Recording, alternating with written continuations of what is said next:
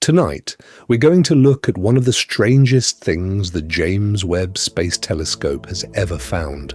Not a single object, not a peculiar galaxy, not an unusual star, a whole population of objects, thousands of them, by the most recent estimates, scattered across the early universe, sitting at distances of more than 12 billion light-years, hiding in plain sight in patches of sky that astronomers thought they had already mapped. They are small, they are red, they are compact, point source objects that look, on the JWST images, like tiny crimson dots against the deep cosmic background.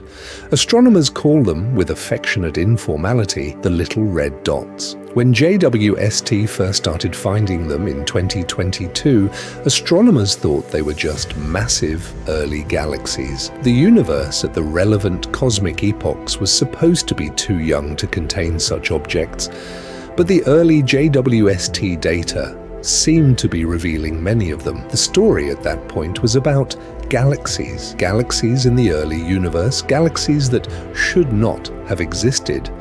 But the story has, by every careful subsequent measurement, changed. The little red dots turned out not to be ordinary galaxies. They turned out to be something stranger, something more energetic, something that has, over the past 3 years, gradually reshaped our understanding of how the largest structures in the universe came to be.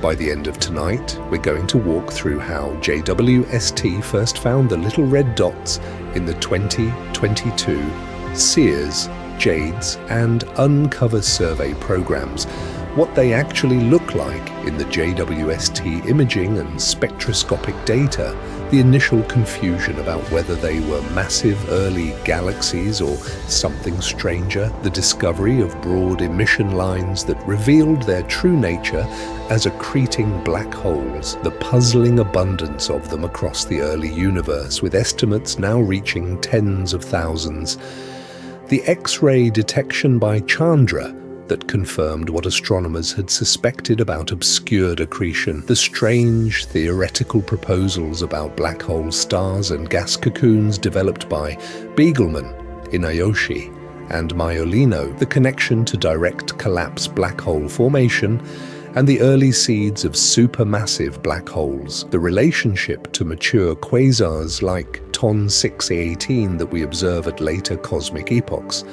the question of why these objects exist at all in such large numbers in the early universe, and what their discovery means for our larger picture of how the cosmos assembled itself in the first billion years after the Big Bang. If you're enjoying tonight's slow drift through the cosmos, consider subscribing. We make long, careful sleep documentaries about the most extreme objects in the universe, the discoveries that have reshaped our understanding of cosmic structure, the unexpected populations that powerful new telescopes have revealed, and the patient observational work that has, with each new instrument, brought hidden objects into focus. Your support helps us keep making them. The discovery we are about to explore is, by every honest estimate, one of the most consequential cosmological findings of the past several years. It is a story about expectations being overturned. It is a story about the limits of what previous telescopes could see, and about the dramatic richness that becomes visible when the right instrument is finally available. It is a story about how the universe, even after centuries of patient observation, still has the capacity to surprise us. Tonight, we will trace the discovery, the puzzles, the proposed explanations, and the larger implications for understanding the cosmos we live in. Now, let's begin. Let's talk about how the little red dots were first found. The story begins with the James Webb Space Telescope itself, the most powerful infrared observatory ever launched. JWST was launched on Christmas Day in 2021. After decades of development, multiple delays, and an enormous engineering effort, it reached its operational position at the second Lagrange point of the Earth-Sun system, about 1 million miles from Earth, in early 2022. After 6 months of commissioning, it began its science operations in July of that year. The first batch of science programs included several deep surveys aimed at the early universe. The Cosmic Evolution Early Release Science Survey, abbreviated CEERS, was one of them. The JWST Advanced Deep Extragalactic Survey, abbreviated JADES, was another. The ultra-deep imaging of very early universe galaxies, abbreviated UNCOVER, was a third. Together, these surveys imaged carefully selected patches of sky with JWST's infrared cameras, looking for the faintest, most distant objects the telescope could detect. The infrared capabilities of JWST were what made these surveys possible. The most distant galaxies in the universe have their light shifted by cosmic expansion from the visible part of the spectrum into the infrared. Visible light telescopes like Hubble can detect them only with difficulty. JWST, designed specifically for infrared observations, can detect them clearly. The first results from the surveys began to appear in late 2022. Astronomers were looking primarily for the most distant galaxies ever observed. They were also looking for unusual objects, anything that did not fit the expected patterns. The surveys produced catalogues of hundreds of distant galaxies, each with measured distances based on the spectroscopic signatures of their light. Among the catalogued objects, a peculiar population began to emerge. Several dozen objects had a distinctive combination of properties. They were compact, appearing as point sources in the images, not resolvable into the disk or spiral structure that typical galaxies show. They were red, with most of their light coming from longer infrared wavelengths. They were at high redshift, with their light having travelled for billions of years across the expanding universe to reach JWST. The compactness was the first signature. Most galaxies, even distant ones, show some structure when imaged with JWST. The little red dots did not. They looked, in the data, like single-point source objects, indistinguishable from stars at the resolution of the telescope. This was unusual. Galaxies at the relevant redshifts should have shown at least some morphological structure.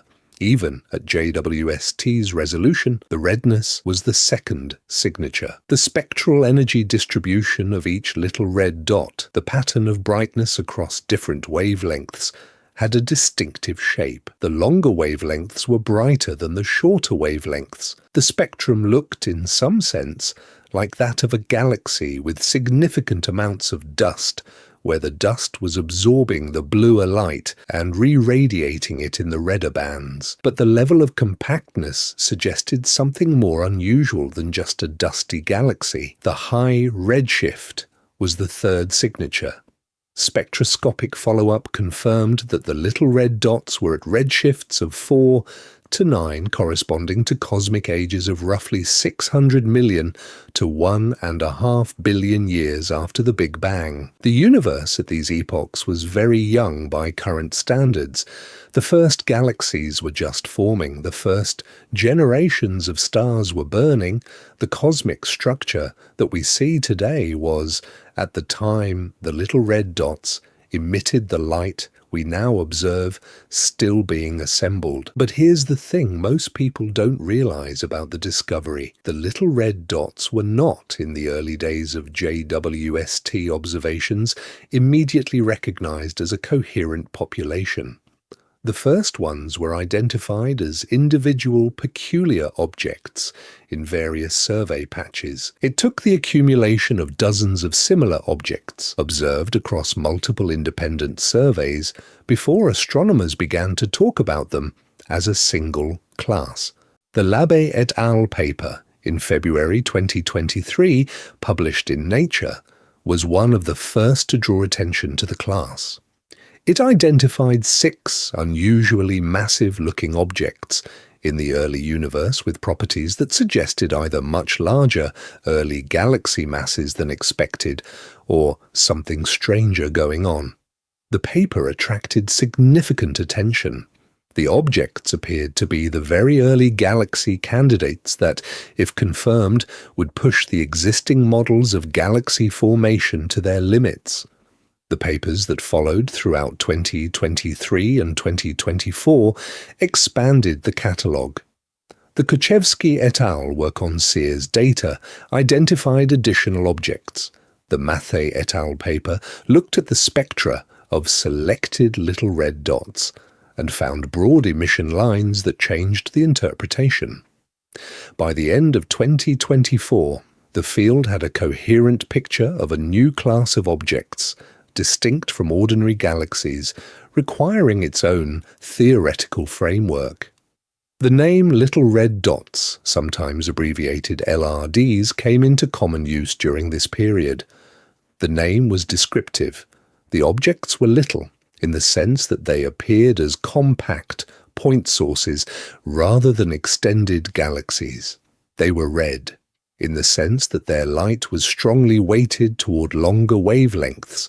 They were dots, in the sense that they were unresolved at JWST's resolution. The informal name stuck, partly because it was easier to remember than the more technical descriptions, and partly because it captured the basic visual character of the objects. The discovery, in this sense, was not a single moment.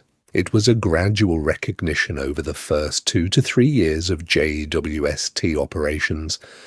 Many astronomers contributed. Many independent surveys contributed.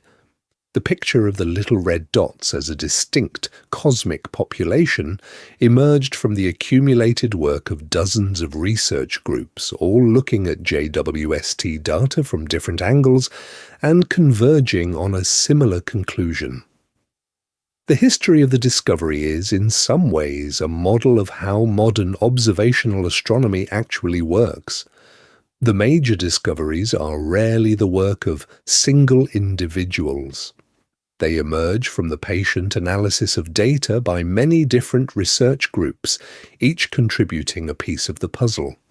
The Labbé paper drew initial attention. The Mathey paper added spectroscopic evidence. The Green paper expanded the spectroscopic sample. The Kuchevsky paper added morphological analysis. The Furtak paper looked at gravitationally lensed examples that allowed deeper observations. Each contribution built on the previous ones. The eventual coherent picture is the cumulative result. The international and collaborative nature of the work is also striking.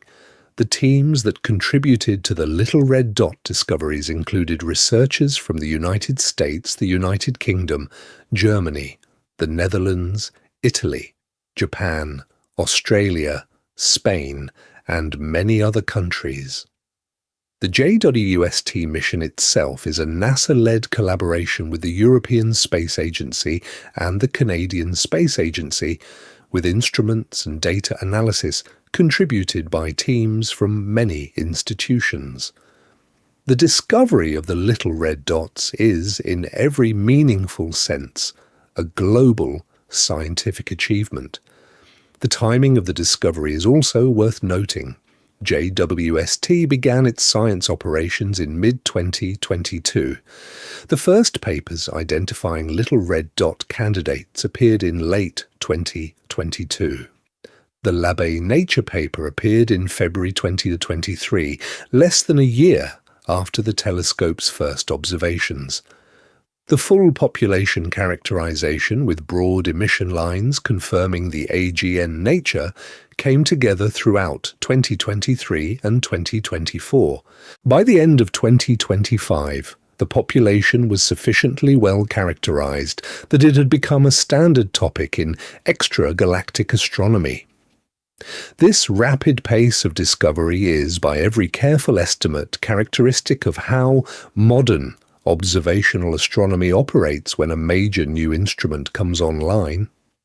The JWST telescope opened up a new region of the electromagnetic spectrum at high sensitivity, with high resolution, and at a previously inaccessible part of the cosmic timeline. The discoveries followed quickly. The little red dots are one of many JWST discoveries that have, in the past 3 to 4 years, transformed our understanding of the early universe. Let's consider what the little red dots actually look like in the data next. The JWST images of these objects are, by every careful measurement, striking in their simplicity. Most cosmic objects, viewed at high resolution, show structure. Stars show point source shapes blurred by the telescope's diffraction pattern. Galaxies show disks, spiral arms, bars, bulges, central concentrations. Active galactic nuclei show bright central cores with surrounding host galaxy light. Each category has its own visual signature. The little red dots in the JWST images look like nothing more than tiny red point sources. There is no visible disk. There is no visible spiral structure. There is no surrounding galaxy light that can be easily separated from the central point. The objects are compact, isolated, and visually unremarkable. They look, at first glance, like distant red stars. They are not. They are, by every measurement of distance, far too distant and far too luminous to be stars. The point source nature of the little red dots is itself one of the puzzles. At JWST's angular resolution, which is approximately 1/10 of an arcsecond at the relevant wavelengths, the telescope can resolve structures down to a few hundred light-years at redshifts of 6 or 7. Most galaxies at these distances should show some extended structure at this resolution. The little red dots do not. They appear as unresolved points, suggesting that either the emitting region is very compact or the surrounding galaxy is too faint to detect against the central source. If the emitting region is genuinely compact, on the order of a few hundred light-years or less, then the source is something quite small by galaxy standards. A typical galaxy is tens of thousands of light-years across, a central active galactic nucleus surrounded by a host galaxy is the most common compact source at high redshift. The little red dots may be, in this interpretation, examples of active galactic nuclei in very small host galaxies, with the central engine outshining the host. The spectra of the little red dots are even more informative than the images. When JWST's spectrographs are pointed at one of these objects, the resulting spectrum shows a distinctive shape. The optical part of the spectrum, corresponding to the rest frame visible light from the source, is red. The flux rises smoothly toward longer wavelengths, with a characteristic slope that suggests significant dust absorption or some other reddening mechanism. The ultraviolet part of the spectrum, corresponding to even shorter rest frame wavelengths, shows a turn upward. There is more flux in the UV than would be expected if the source was simply a dust-reddened galaxy. This V-shaped spectral energy distribution, with the optical part rising redward and the UV part rising blueward, is one of the most distinctive features of the little red dots. It is not what you would see from an ordinary galaxy. It is not exactly what you would see from a typical active galactic nucleus. It is a particular combination of features that suggests a specific kind of object, with both a central energetic source and significant amounts of obscuring material in front of it. The interpretation of the V-shape has been a topic of significant theoretical work. The most widely accepted interpretation, by every careful estimate, is that the optical light is dominated by the central accretion onto a black hole, seen through dust and gas that redden the spectrum. The UV light comes from a different physical process, perhaps from scattered light that has reflected off cooler material before reaching us, or from a separate stellar population in the host galaxy. But here's the thing most people don't realize about the V-shape. It is not subtle. The spectral features are clearly visible in the JWST data. The shape is consistent across many different little red dots, suggesting that the same physical processes are operating in all of them. Whatever they are a coherent population with a characteristic spectrum, not a random collection of unrelated objects. The brightness levels of the little red dots are also worth noting. They are, in absolute terms, very luminous. At their cosmological distances, they have to be radiating at rates of perhaps 100 billion solar luminosities or more to be detectable at all by JWST. This is comparable to the luminosity of bright quasars, far more than the luminosity of typical galaxies. The little red dots are not faint cosmic curiosities. They are very luminous objects, with the brightness coming from a small physical region. Putting these observations together gives a coherent picture. The little red dots are compact, very luminous objects at high redshift, with V-shaped spectra suggesting both a central energetic source and significant obscuring material. The most natural interpretation by every careful estimate is that they are accreting supermassive black holes seen through dusty envelopes. The detailed nature of the envelopes and the precise structure of the central engines has been the topic of considerable subsequent work. The spectral analysis of the little red dots, when carried out in detail, reveals additional features beyond the V-shape. The continuum is, in many cases, accompanied by emission lines from various atomic transitions. Hydrogen lines are prominent, including the H-alpha line in the rest frame visible that gets shifted into the infrared at JWST detector wavelengths. Helium lines, particularly the helium-2 line at 1,640 angstroms in the rest frame, are also visible in some objects. Various forbidden transitions of oxygen, neon, and other elements appear at various strengths. The detailed analysis of the line strengths and ratios gives information about the temperature, density, and ionization state of the gas in and around the central engine. The high ionization required to produce certain lines indicates that the central source is producing significant ultraviolet and X-ray radiation. The line ratios are consistent with the conditions in active galactic nuclei, with photoionization by the central engine being the dominant excitation mechanism for the visible emission lines. The chemical composition of the gas can also be inferred from the spectral analysis. The little red dots at the relevant redshifts of 4 to 9 are in the early universe when chemical evolution had not yet produced significant amounts of heavy elements. The gas around the central black holes should be relatively pristine, dominated by hydrogen and helium with only modest contributions from heavier elements. The spectra are, by every careful measurement, consistent with this expectation. The little red dots are accreting from pristine or nearly pristine gas, which is itself important for understanding their formation history. The infrared continuum of the little red dots, beyond the optical wavelengths, also carries information. The rest frame near-infrared emission is consistent with thermal radiation from warm dust, at temperatures of perhaps several hundred Kelvin. The presence of this warm dust component is consistent with the obscuration model, in which the central black hole's radiation is partially absorbed by surrounding dust, with the absorbed energy being re-radiated in the infrared at the warm dust temperatures.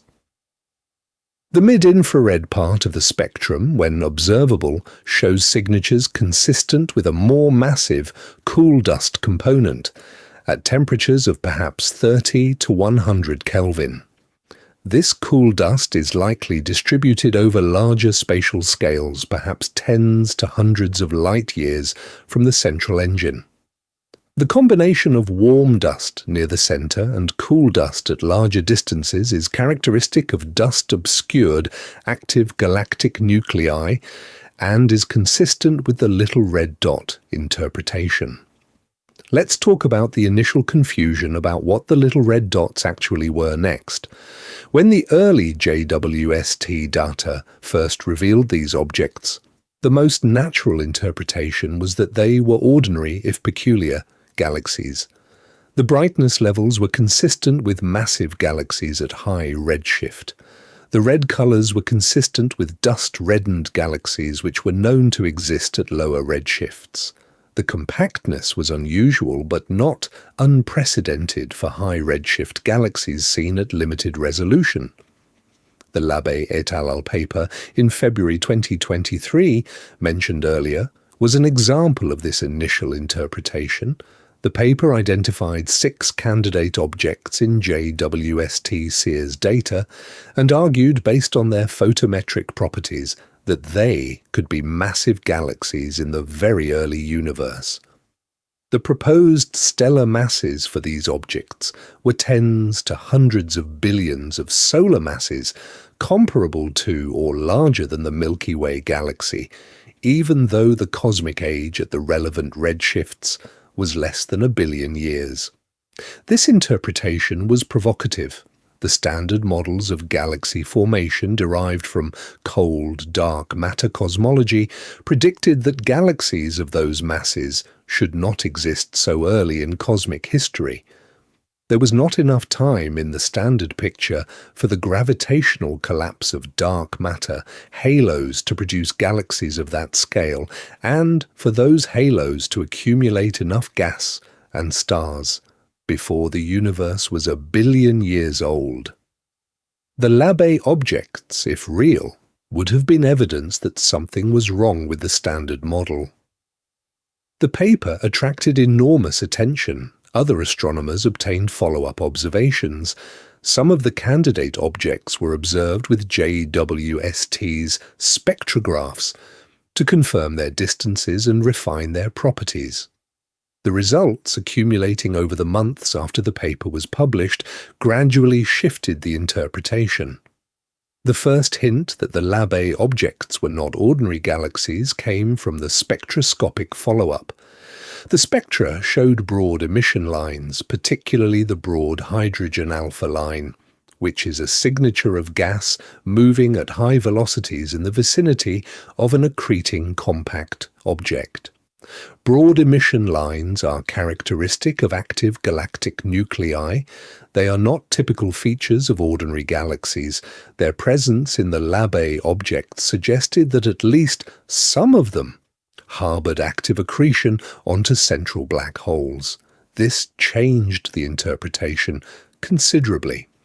If the dominant luminosity in these objects was coming from accretion onto a black hole rather than from stellar populations, then the inferred stellar masses had been overestimated.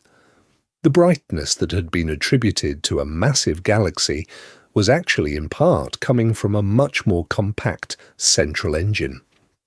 The galaxies, if galaxies at all, were not necessarily as massive as the initial photometric analysis suggested. Throughout 2023 and 2024, a series of papers refined this picture. The Matthey et al.'s paper in 2023 identified broad-line emission in a sample of little red dots, establishing that the population as a whole had AGN characteristics.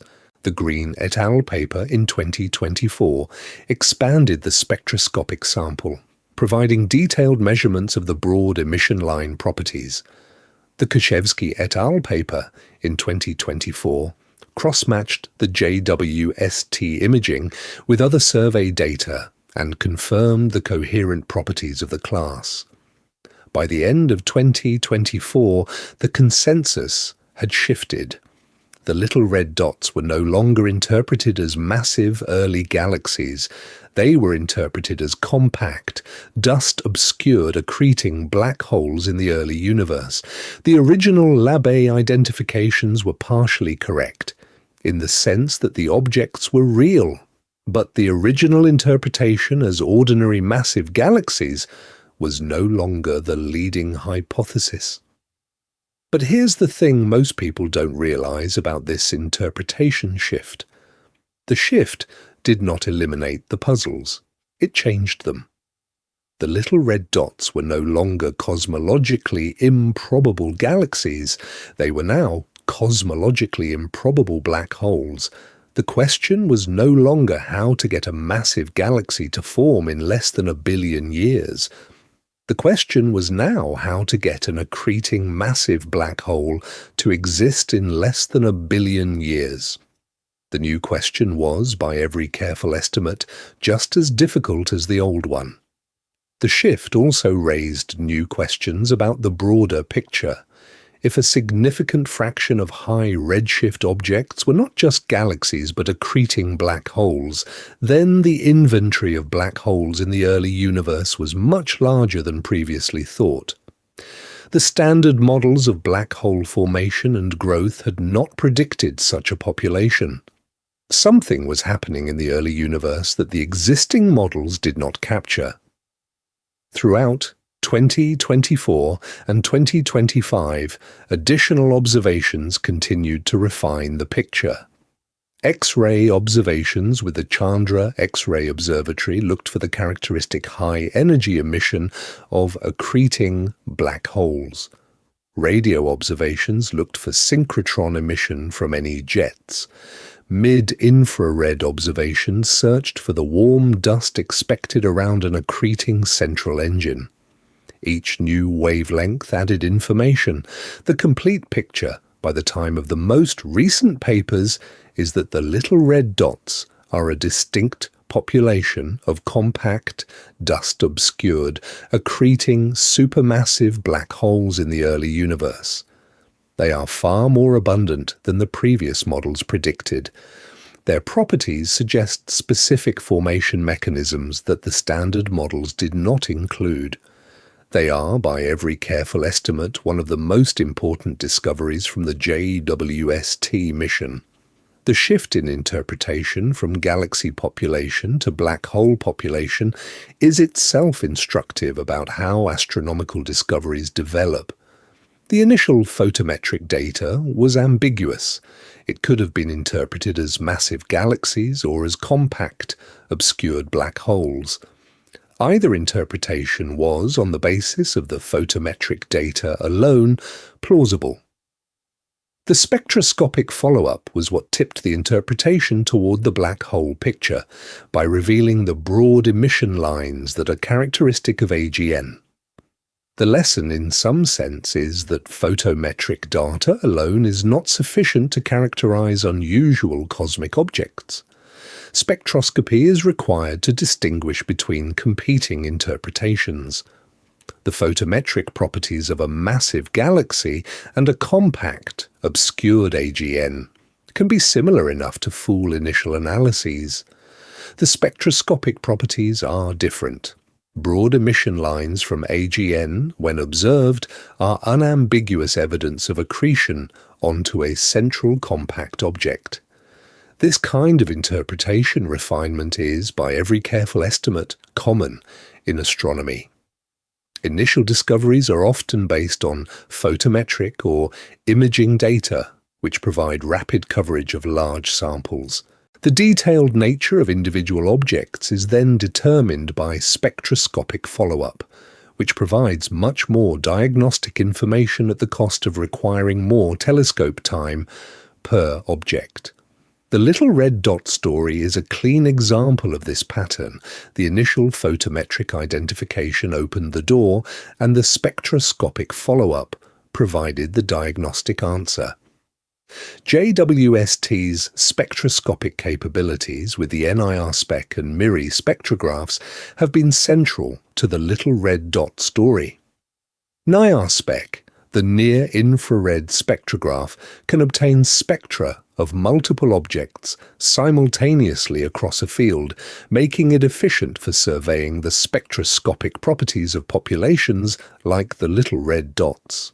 MIRI The mid-infrared instrument can probe the longer wavelength portions of the spectrum where red-shifted optical and ultraviolet emission lines appear. The combination of the two instruments has provided the spectroscopic foundation for the modern little red dot interpretation. Without these spectroscopic capabilities, the little red dots would still be identified as photometric candidates, but their true nature would remain ambiguous. The pre-JWST telescopes, including Hubble and Spitzer, could not have obtained the required spectroscopic data for objects this faint at these red shifts.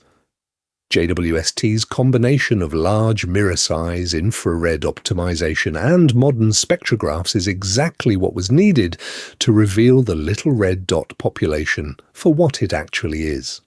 Let's pause on the broad emission line discovery next, because it was the key piece of evidence that changed the interpretation. Broad emission lines in the spectrum of an astronomical source are the signature of gas moving at high velocities. The line is the spectral feature corresponding to a particular electronic transition in a particular atom. In hydrogen, the most important line is the alpha transition in the Balmer series called H-alpha, which corresponds to electrons jumping between specific energy levels and emitting visible light photons. In a stationary cloud of hydrogen gas, the H-alpha line appears at a precise wavelength corresponding to the energy of the transition. In a moving cloud, the line is shifted by the Doppler effect to longer or shorter wavelengths depending on whether the cloud is moving away from or toward the observer. In a cloud with internal turbulent motions where different parts of the cloud are moving at different velocities, the line is broadened, with contributions at different wavelengths from different parts of the cloud. The width of the H-alpha line tells you the velocity range of the emitting gas. In a quiescent galaxy, the gas moves slowly, with velocity dispersions of perhaps a few hundred miles per second. The H-alpha line is narrow. In an active galactic nucleus, the gas in the immediate vicinity of the central black hole moves at much higher velocities, often thousands of miles per second. The H-alpha line is broad. The width of the line can be used to estimate the gravitational mass of the central object, using the same physics that lets you weigh stars in binary systems. When astronomers measured the H-alpha lines of the little red dots, they found broad lines. Not just slightly broader than typical galaxies, substantially broader. The widths corresponded to gas velocities of thousands of miles per second, consistent with the conditions in active galactic nuclei. The little red dots were, by this measurement, not ordinary galaxies. They were objects with significant accretion onto central black holes.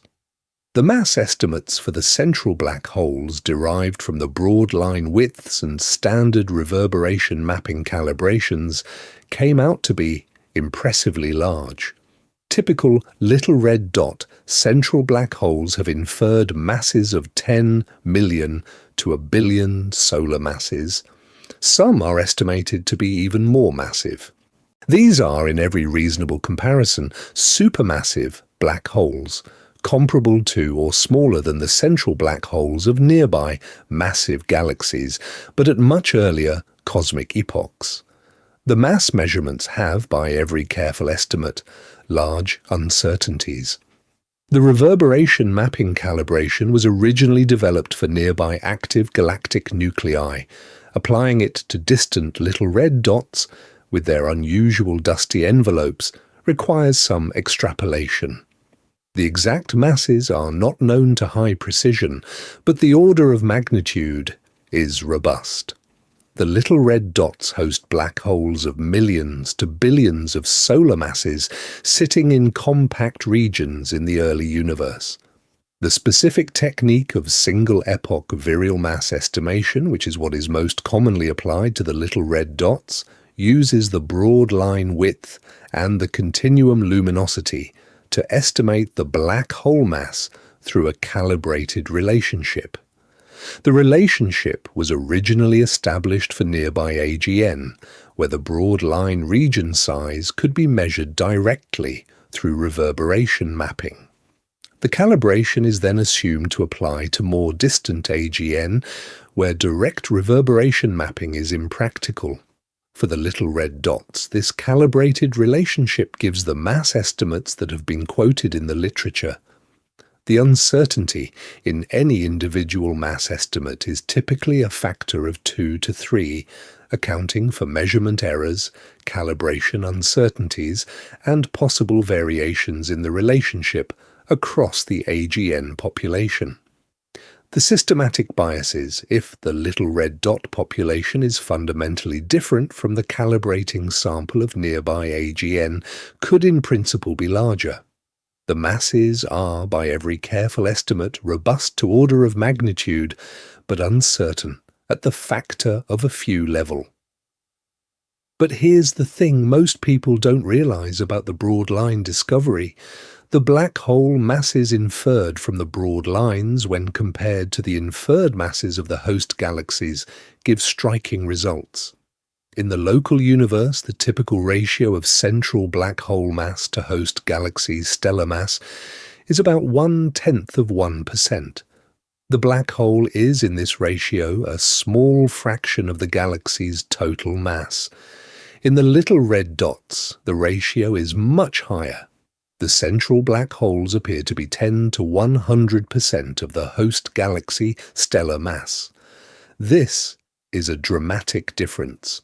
If the measurements are correct, then the little red dots represent a population in which the central black holes are vastly overgrown relative to their host galaxies, by factors of 100 to 1,000 compared to the local universe. The implication is either that the standard scaling relations break down at high redshift, or that the little red dots are caught at a specific stage of evolution, where the black hole grows first and the host galaxy grows later, with the eventual local universe ratios being reached only at later times. This finding has, by every careful estimate, profound implications for how supermassive black holes form. If black holes can grow large before their host galaxies do, then the formation of the most massive black holes is, in some sense, decoupled from the formation of the largest galaxies.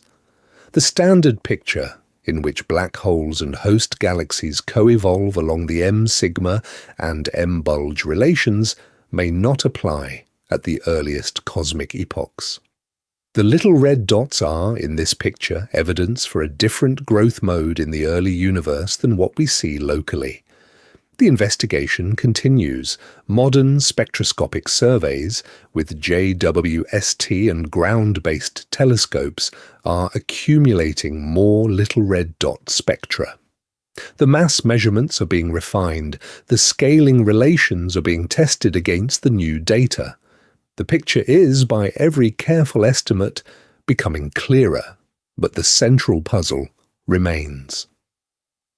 The little red dots host black holes that should not, on the standard models, exist with the properties we observe. The detailed comparison between the little red dot black hole masses and the local universe scaling relations is, by every careful estimate, one of the most discussed aspects of the population. The M-sigma relation, which connects supermassive black hole mass to the velocity dispersion of stars in the surrounding galactic bulge, is one of the tightest empirical relations in modern astronomy. The relation has been calibrated against several hundred nearby galaxies with directly measured black hole masses. It gives a clear prediction for the typical black hole mass at any given host galaxy mass. The little red dots deviate from this prediction if the inferred black hole masses are correct, and if the inferred host galaxy masses are also correct, then the little red dots have black hole masses tens to hundreds of times higher than the M-sigma relation predicts. The black holes are overgrown, the galaxies are underdeveloped by comparison. This finding has several possible interpretations. One is that the inferred masses are simply wrong, with systematic errors in either the black hole mass measurements or the host galaxy mass measurements that bias the apparent ratios.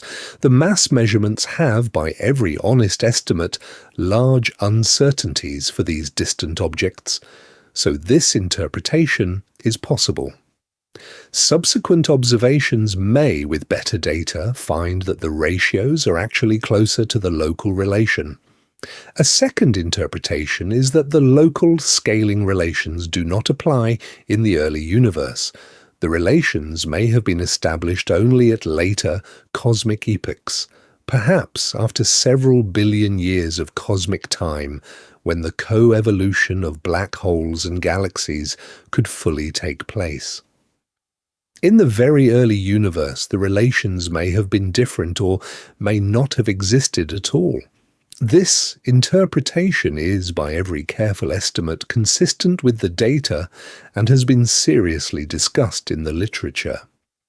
A third interpretation is that the little red dots represent a specific evolutionary stage in which the black hole grows first and the host galaxy catches up later.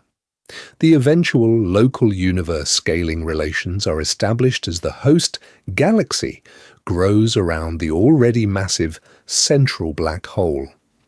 The little red dots are, in this picture, transient configurations on the way to the equilibrium scaling relations that we observe in the local universe. A fourth and more speculative interpretation is that the host galaxies are not necessarily much smaller than the typical local universe galaxies, but that we are detecting only the central regions because the outer parts of the host galaxies are too faint to detect against the bright central source. In this picture, the host galaxies are actually larger than they appear in the JWST data, and the apparent overgrowth of the central black hole is partially an observational selection effect. This interpretation has been actively debated in the literature. The relative merits of these interpretations are still being evaluated. Each has theoretical implications. Each makes different predictions for future observations. The next several years of JWST work, plus follow-up observations from other instruments, will refine the comparison and gradually narrow down which interpretation is closest to the truth. Let's consider the puzzling abundance of the little red dots next. The first JWST surveys, when they found a handful of little red dots in their fields, suggested that these were rare objects, perhaps a few per survey patch. As the surveys expanded and the data accumulated, the count grew. Within a few years, the number of identified little red dots had risen into the hundreds. By 2026, the population was estimated to include, conservatively, several thousand identifiable objects across the surveyed regions, with extrapolations to the full sky giving figures of tens of thousands or more. This is, by every careful estimate, far more than the standard models predicted. The standard models of black hole formation based on stellar mass seeds growing through Eddington limited accretion plus occasional mergers give estimates of high redshift accreting black hole populations that are, by every careful comparison, perhaps a factor of 10 to 100 lower than what JWST is finding.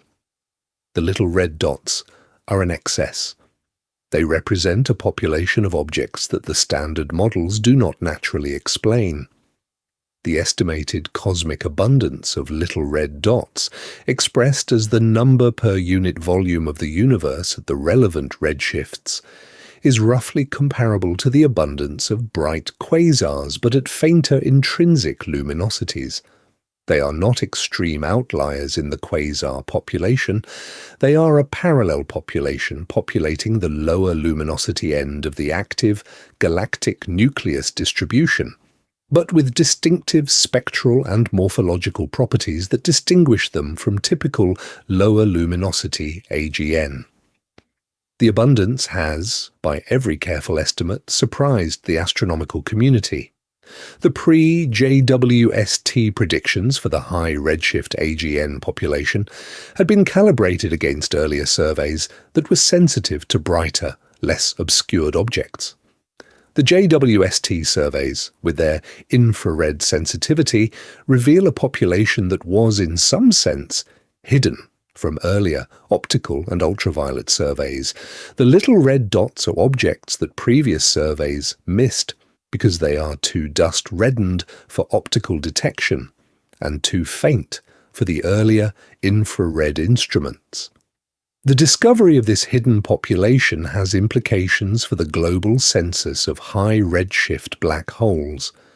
The total number of accreting black holes in the early universe is, by every careful estimate, much larger than previously thought. The dust-obscured population is, in some samples, comparable to or larger than the unobscured population.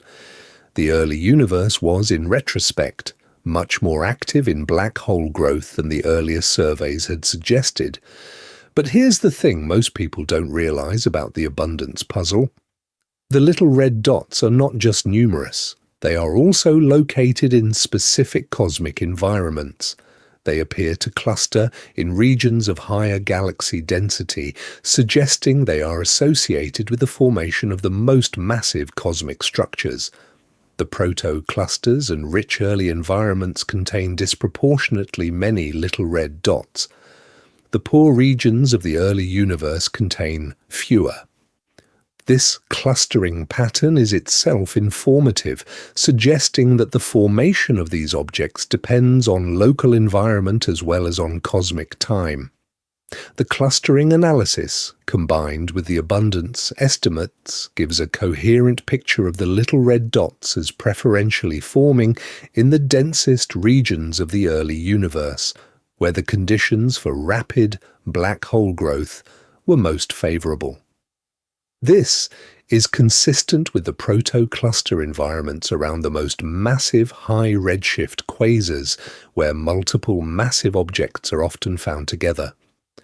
The little red dots are, in this picture, part of the broader population of early massive black holes, distributed throughout the cosmic web with a preference for dense regions. The biasing of the little red dot population toward dense regions has, by every careful estimate, important implications. It means that the early universe was not uniform in its production of supermassive black holes. The dense regions, which would later become the cause of major galaxy clusters, produced disproportionately many little red dots and their eventual descendants. The poor regions, which would later become more isolated galaxies, produced fewer. This regional variation in the early universe foreshadowed the eventual variation in black hole masses across different environments in the local universe. In the local universe today, the most massive, supermassive black holes sit in the centers of the most massive galaxies, which themselves sit in the centers of the richest galaxy clusters.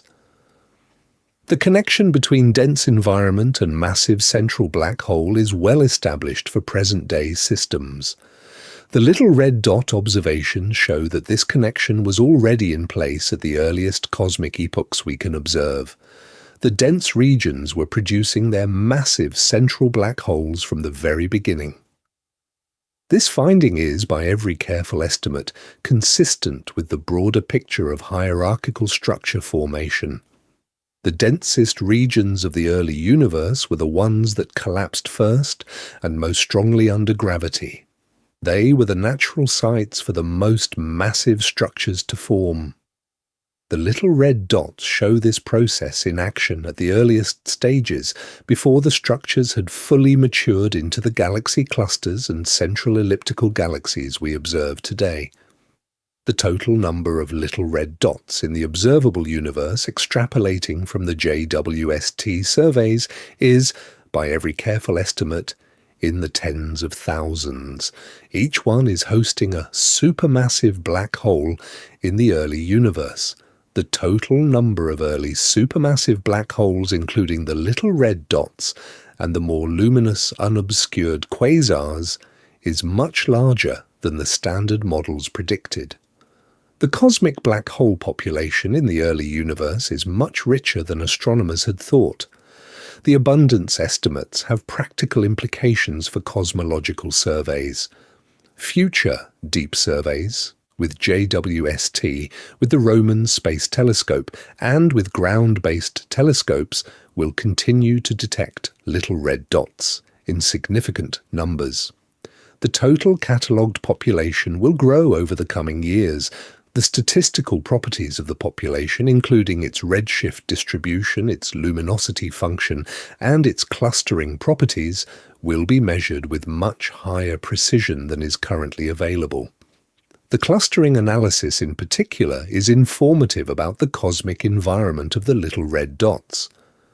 By measuring how the little red dots are distributed across the sky and across redshift, astronomers can infer the typical dark matter halo masses they inhabit. Massive dark matter halos cluster more strongly than less massive halos. The clustering signal therefore gives an indirect measurement of the host halo mass scale. Initial clustering measurements for the little red dots are consistent with the objects inhabiting moderately massive dark matter halos, with halo masses of perhaps 10 to the 11 or 10 to the 12 solar masses. This is comparable to the typical halo masses of the most massive galaxies in the early universe.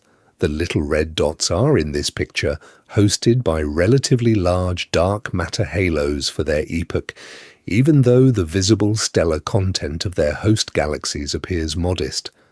The connection between dark matter halo mass and central black hole mass is itself one of the topics of active research.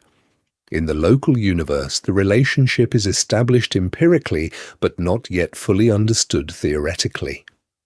In the early universe, the relationship may be different, and the little red dots provide one of the key datasets for testing how it varies with cosmic time. The full understanding of how little red dots fit into the broader cosmic web is, by every honest estimate, still developing. Each new analysis adds another piece. The picture is becoming clearer, but the resolution of all the open questions will require many more years of work. Let's talk about the X-ray detection puzzle next. One of the curious features of the little red dots when compared to typical active galactic nuclei in the nearby universe is that they do not show strong X-ray emission. Typical AGN are X-ray bright. The accretion disk around the central black hole radiates strongly in the X-ray band, producing characteristic high-energy spectra that have been used for decades as a primary tool for identifying and studying active galactic nuclei. The little red dots, when observed with the Chandra X-ray Observatory and other X-ray telescopes, are, by every careful measurement, much weaker in X-rays than the broad line emission would suggest. The expected X-ray luminosity, based on the inferred bolometric luminosity from the optical and infrared data, is in the range of 10 to the 42nd to 10 to the 44th ergs per second. The observed X-ray emission for most little red dots is at least an order of magnitude lower than this expectation, sometimes much lower. The objects are X-ray quiet in a way that typical AGN are not. This X-ray weakness was one of the puzzles that the little red dot literature spent considerable effort addressing. Several hypotheses were proposed. One was that the X-ray emission was being absorbed by surrounding gas and dust, with the absorbing column being so dense that even the hardest X-rays were being attenuated. Another was that the accretion disks of the little red dot black holes were structurally different from those of typical AGN, perhaps with different geometries or different magnetic field configurations that suppressed X-ray production. A third was that the black holes were accreting in a different regime, perhaps super Eddington, with the radiation being dominated by other mechanisms. The first hypothesis, dust and gas absorption, has been most actively investigated. The little red dots are clearly dust obscured based on the V shape of their spectra and the reddening of their optical light. If the obscuration is intense enough, the X-rays could be heavily absorbed before reaching us. The required column density would have to be extreme, however, much higher than typical AGN obscuration. Detailed modelling suggests that the obscuration alone may not be sufficient to explain the full X-ray weakness. A breakthrough came in early 2025 with the Bogdan et al. Paper on Chandra X-ray observations of selected little red dots. The team conducted deep X-ray imaging of a small sample of little red dots that had been previously identified spectroscopically. The result was a detection. Some of the little red dots, after sufficient exposure time, showed X-ray emission consistent with an obscured accreting black hole. The detection was, by every careful estimate, important.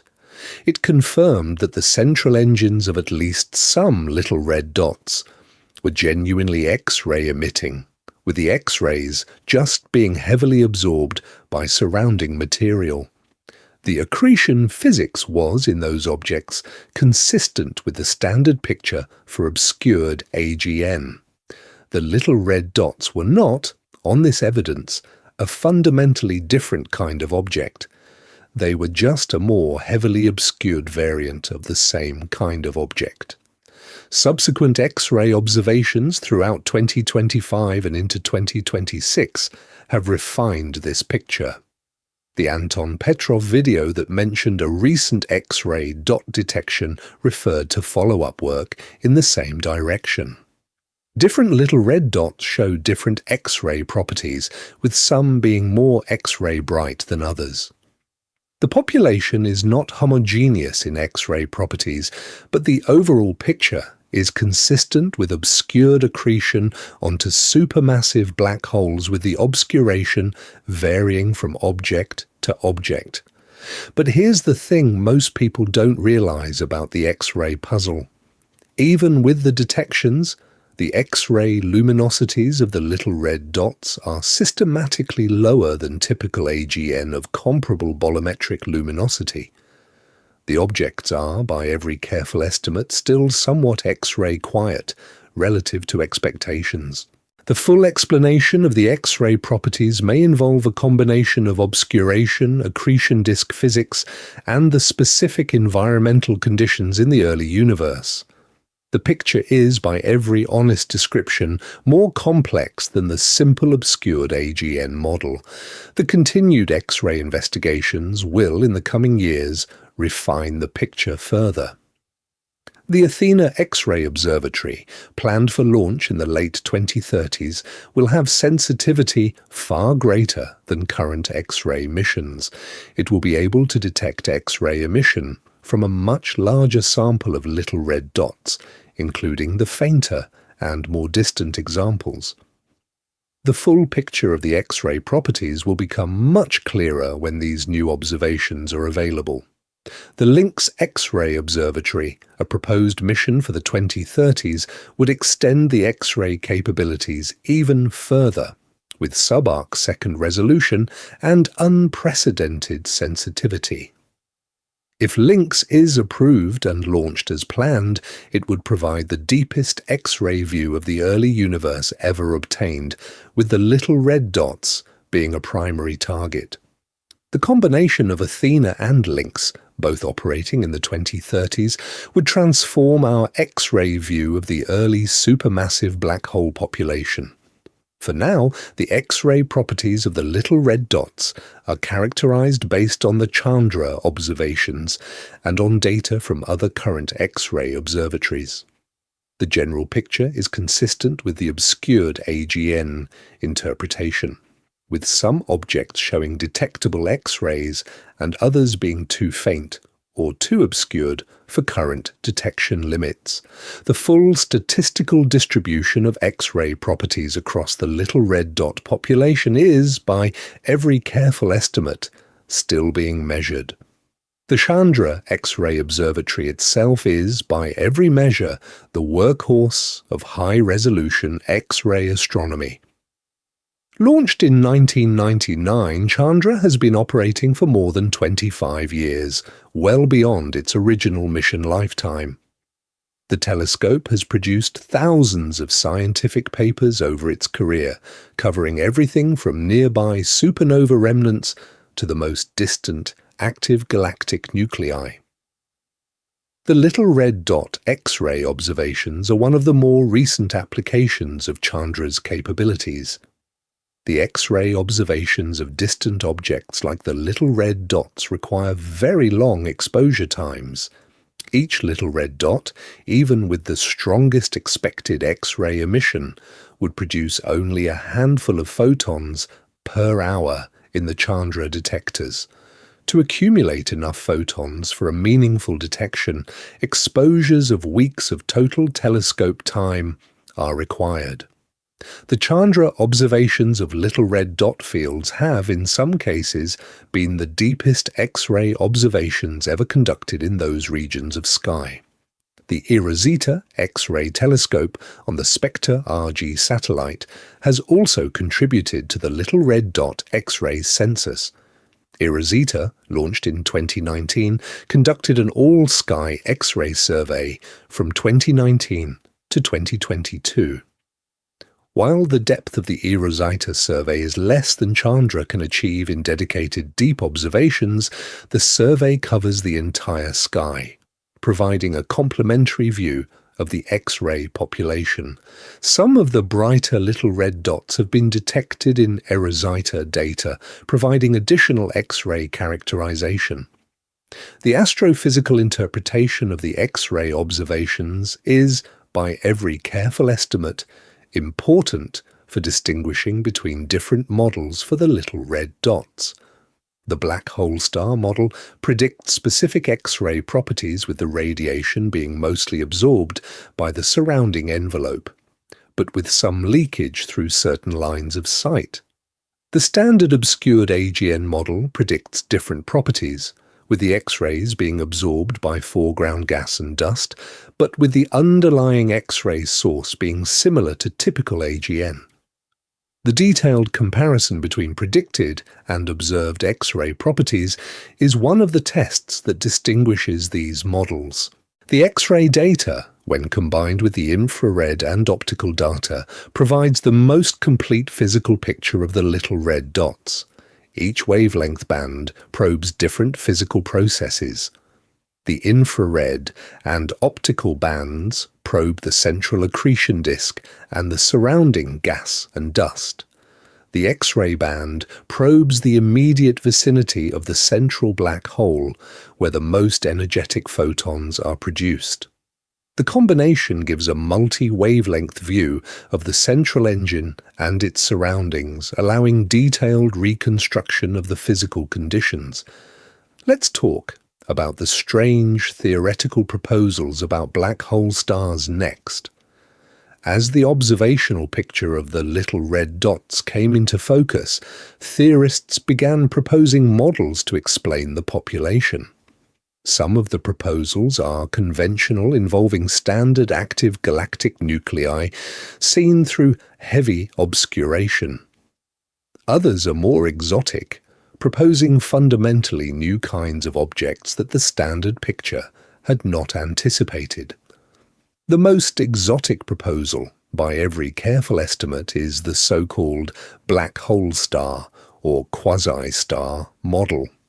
The idea, originally developed in earlier theoretical work by Mitchell Beagelman and others, is that in the very early universe, before normal stars dominated cosmic gas, large clouds of gas could collapse to form not just black holes, but specific structures called black hole stars. In a black hole star, a relatively small seed black hole sits at the center of a vast envelope of gas, with the envelope held up against gravitational collapse by radiation pressure from the central accretion. The black hole star in this picture looks like a star from outside. It has an effective photosphere, a temperature, and a luminosity. The luminosity is generated by the accretion onto the central black hole, not by nuclear fusion. The structure is supported by the radiation pressure produced by the central engine. The whole object is, in some sense, a hybrid, a black hole on the inside, a star on the outside. The black hole star model has been proposed as an explanation for the little red dots by various theorists, particularly Begelman, Kohei Inayoshi, and Roberto Maiolino in their 2024 papers. The proposal is that the little red dots are exactly these objects, seed black holes growing rapidly inside vast gas envelopes, with the envelopes producing the characteristic red optical light, and the central accretion producing the broad emission lines and X-ray emission. The physics of black hole stars is, in some ways, exotic, but not implausible. The required conditions are specific. The initial seed black hole has to form first, either through direct collapse or through some other mechanism.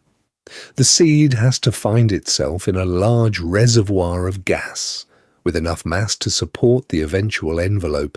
The accretion onto the seed has to be at near Eddington rates, providing enough radiation pressure to support the envelope structure.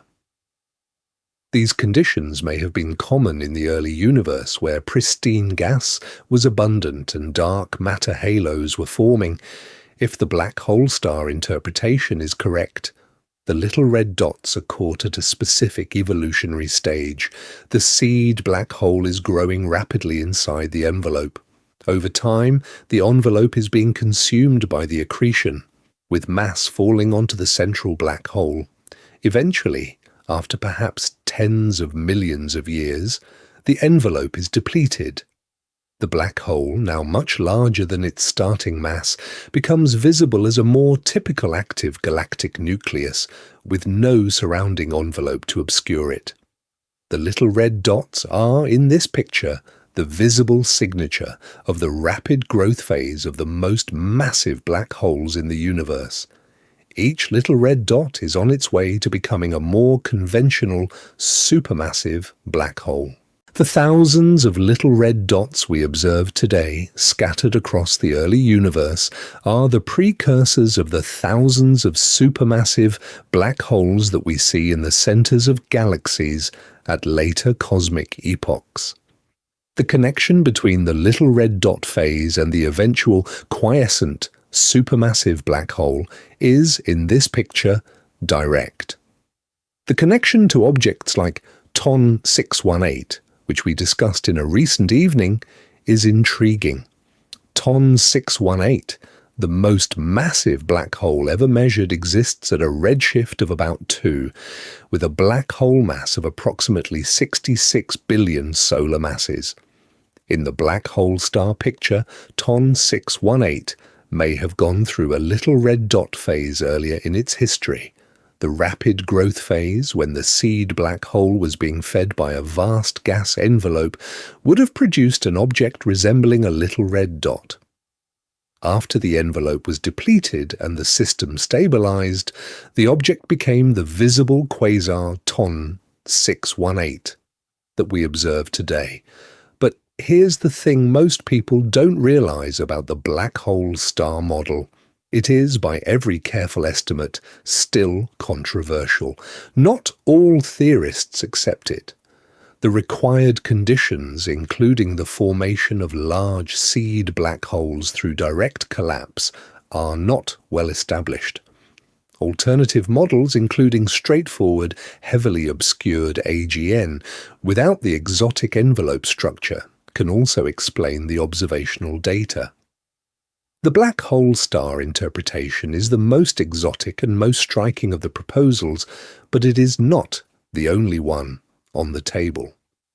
The detailed physics of the proposed black hole stars is still being worked out.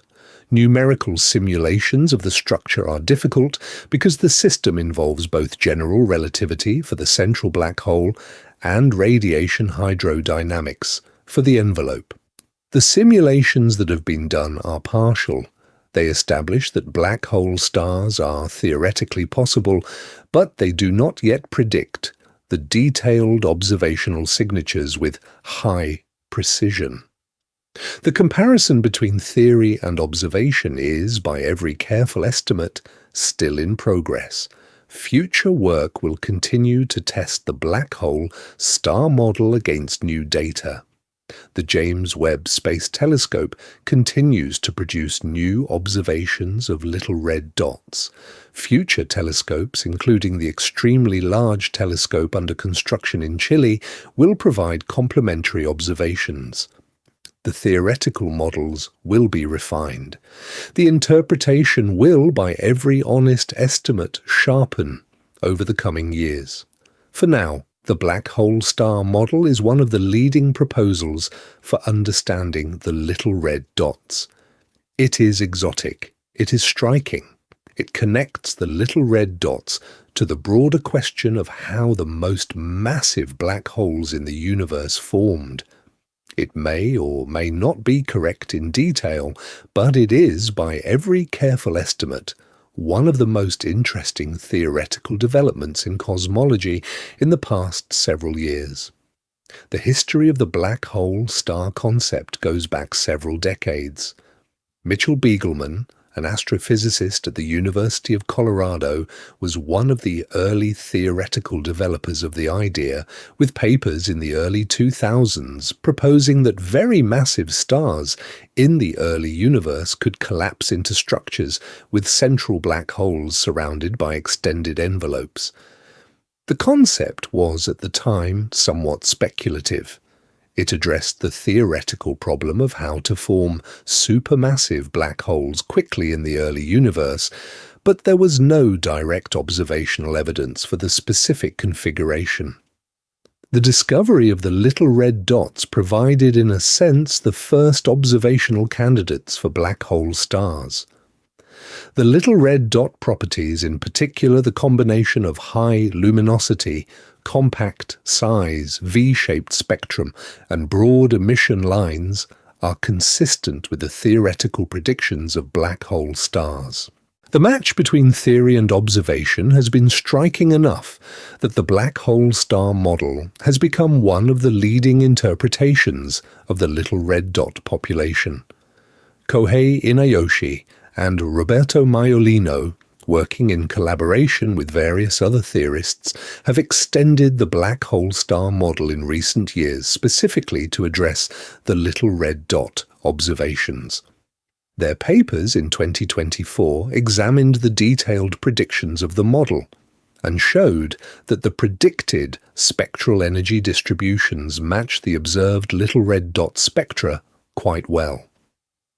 The detailed match was, by every careful estimate, encouraging for the interpretation. But there are still open questions. The detailed evolution of black hole stars, including how long they last and how they transition into more conventional active galactic nuclei, is not yet fully worked out. The exact mass range over which they form, the conditions required for their formation, and the typical sizes of the envelopes are all topics of active theoretical work. The next several years will, by every honest estimate, refine the model considerably. The connection between black hole stars and direct collapse is also worth pausing on. Direct collapse, as discussed earlier, is the proposal that in the very early universe large clouds of pristine gas could collapse directly into massive black holes without going through a stellar stage. The seed black holes from direct collapse would have initial masses of 10,000 to 100,000 solar masses. The black hole star model takes one of these direct collapse seeds and adds a vast surrounding envelope, with the envelope being supported by the radiation from the central accretion.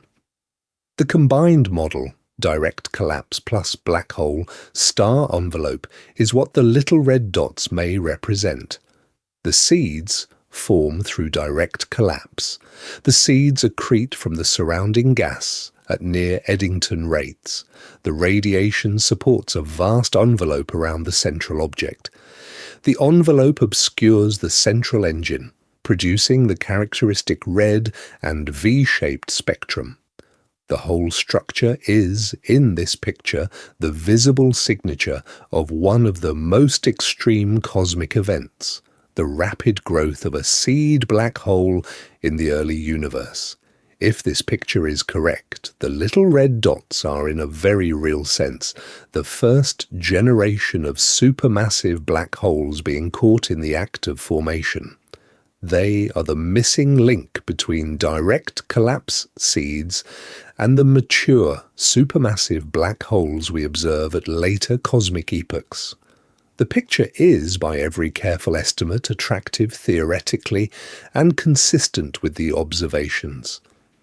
Let's consider the mass problem next, because it is at the heart of the puzzle.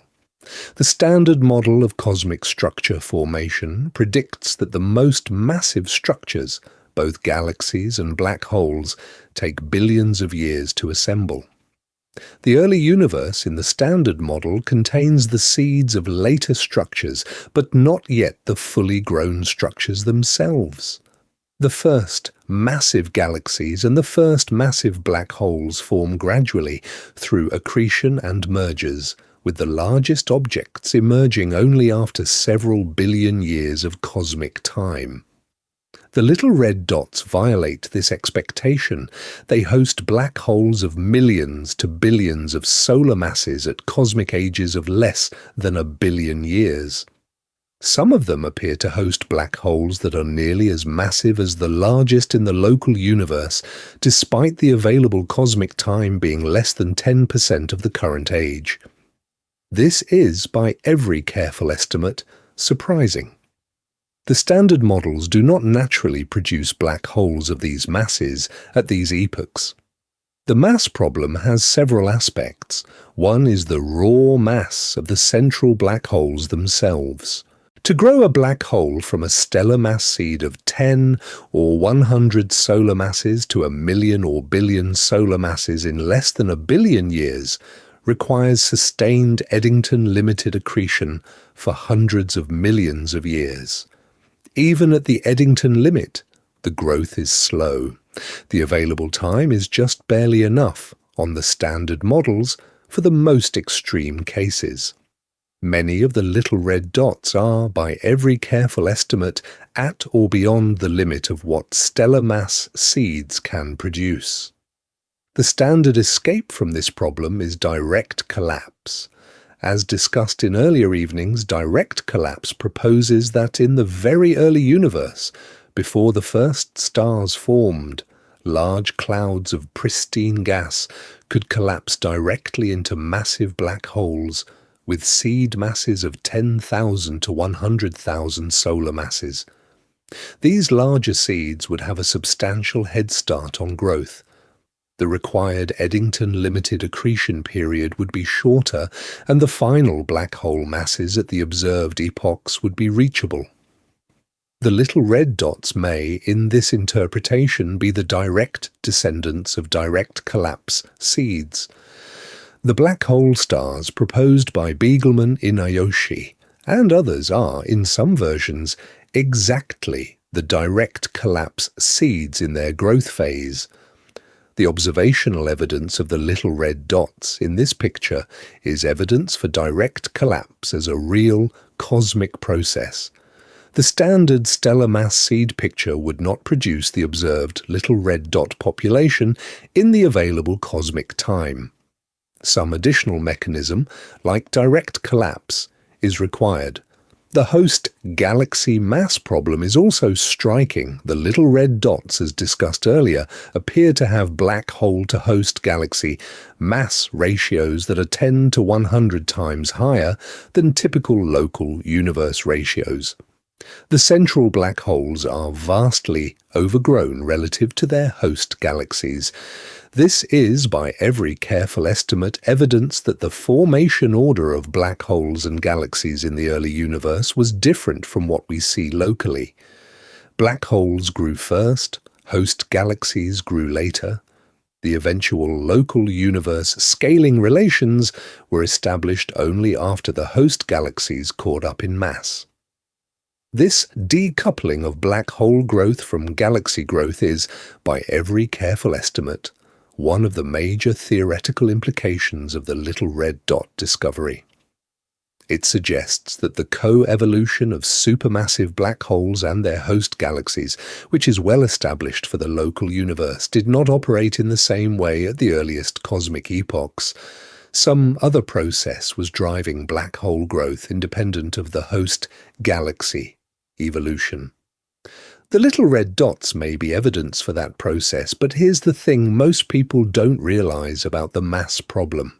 It is not just a quantitative problem of slightly off models, it is a qualitative problem of structures that were not expected to exist. The standard cosmological model can be adjusted in various ways to accommodate the little red dots, but the adjustments are non-trivial. New physics, new initial conditions, or new mechanisms have to be added to the model to produce the observed population. The little red dots are, in this sense, evidence that the standard picture of black hole formation is incomplete. The investigation of how to explain the little red dot mass distribution is, by every careful estimate, one of the most active research frontiers in cosmology. Various theorists are proposing different mechanisms. Direct collapse is the leading candidate, but there are others. Runaway stellar merger in dense early clusters is another possibility. Primordial black holes formed in the very early universe from density fluctuations are a more exotic possibility. Each of these mechanisms has theoretical advantages and observational implications. The comparison between theory and observation will, over the coming years, narrow down the possibilities. For now, the mass problem remains, by every honest estimate, partially open. The little red dots exist. We observe them. We measure their properties. The standard models cannot fully explain them. Some additional physics is required. The exact nature of the additional physics is still being worked out. The detailed timing constraints from the little red dot observations are themselves informative. The earliest little red dots observed by JWST are at redshifts of 9 or higher, corresponding to cosmic ages of less than 500 million years. The black holes in these objects, with inferred masses of 10 million to 100 million solar masses, had to assemble in less than 500 million years from the Big Bang. This is, by every careful estimate, a stringent timing constraint. Even with direct collapse seeds of 100,000 solar masses growing at the Eddington limit, the available time is just barely enough to reach the observed masses. Any extended quiescent periods during which the black hole was not accreting at the Eddington rate would push the timeline beyond what is available. The growth must be, by every careful estimate, nearly continuous and nearly at the Eddington limit throughout the available time. The black hole star model, with its supported envelope structure, provides a possible solution to this timing problem. The envelope ensures that the central black hole is always surrounded by fuel for accretion.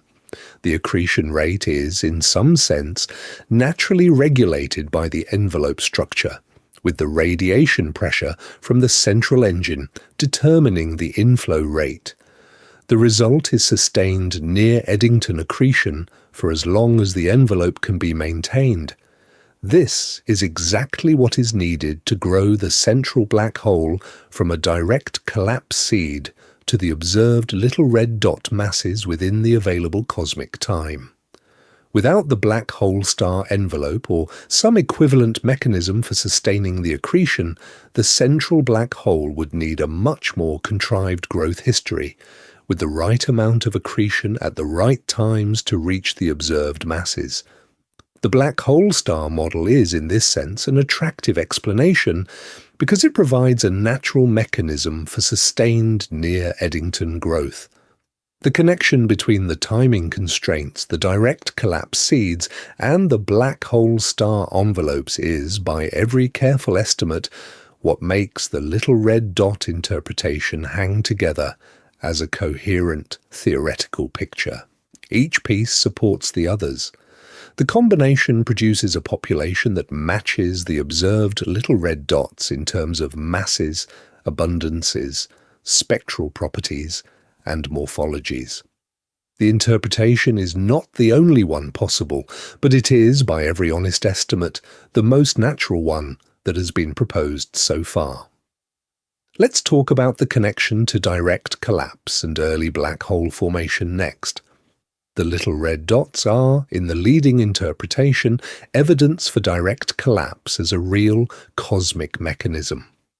The standard stellar mass seed picture of black hole growth cannot produce in the available cosmic time the population of little red dots that JWST has revealed.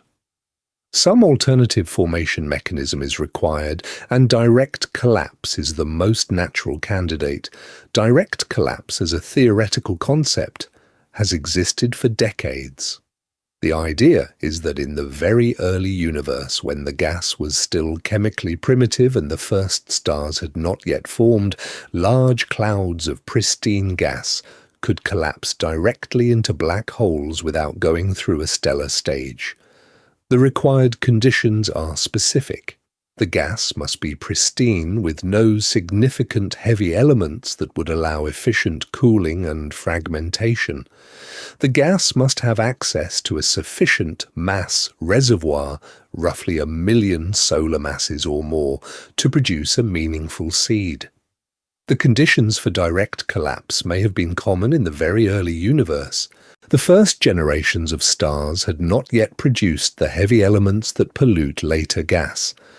The dark matter halos were forming rapidly, with substantial inflows of pristine gas. The early universe was, in this sense, a natural environment for direct collapse to operate.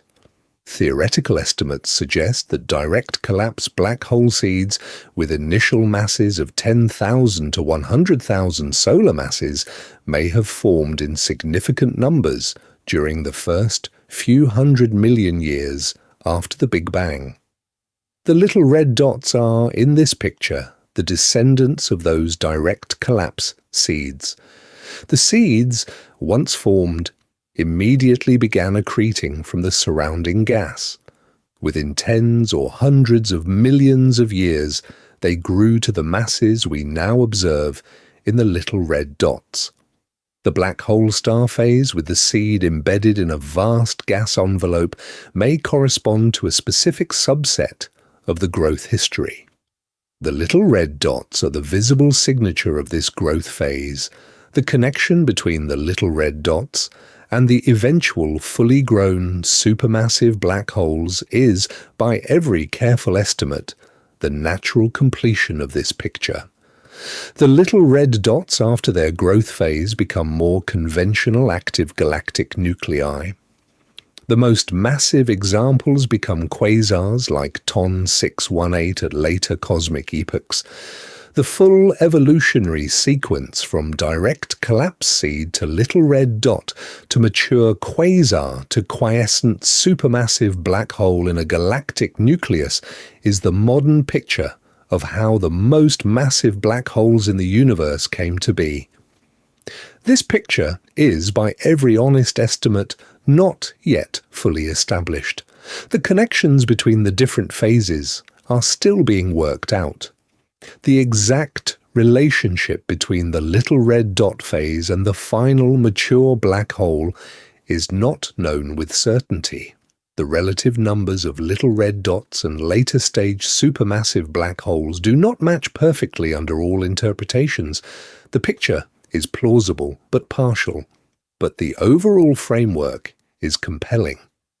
The little red dots provide a previously missing piece in the cosmic black hole growth story.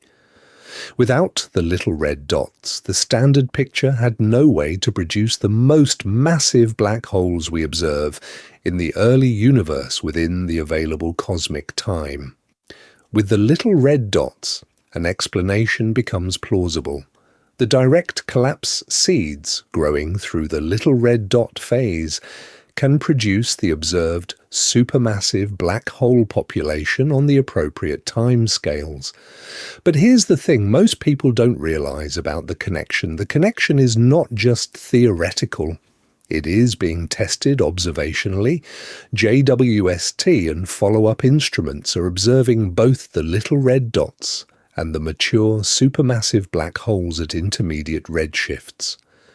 The connections between the populations in terms of clustering, environment, and statistical properties are being measured. The picture is becoming clearer with each new data set. The little red dot phase in the modern picture is a real evolutionary stage in the growth of the most massive black holes. It is not a peculiar, isolated phenomenon. It is part of a larger story of how black holes formed and grew across cosmic time. The story is still being assembled, but the major pieces are now in place. The little red dots are, in this sense, a key chapter in the history of cosmic structure. The cosmic evolution of supermassive black holes in the current best picture proceeds through several stages. In the very early universe, direct collapse produces seed black holes of perhaps 10,000 to 100,000 solar masses. The seeds form in dark matter halos with substantial gas reservoirs. The seeds immediately begin accreting from the surrounding gas, with radiation pressure supporting the inflow rate at near Eddington levels.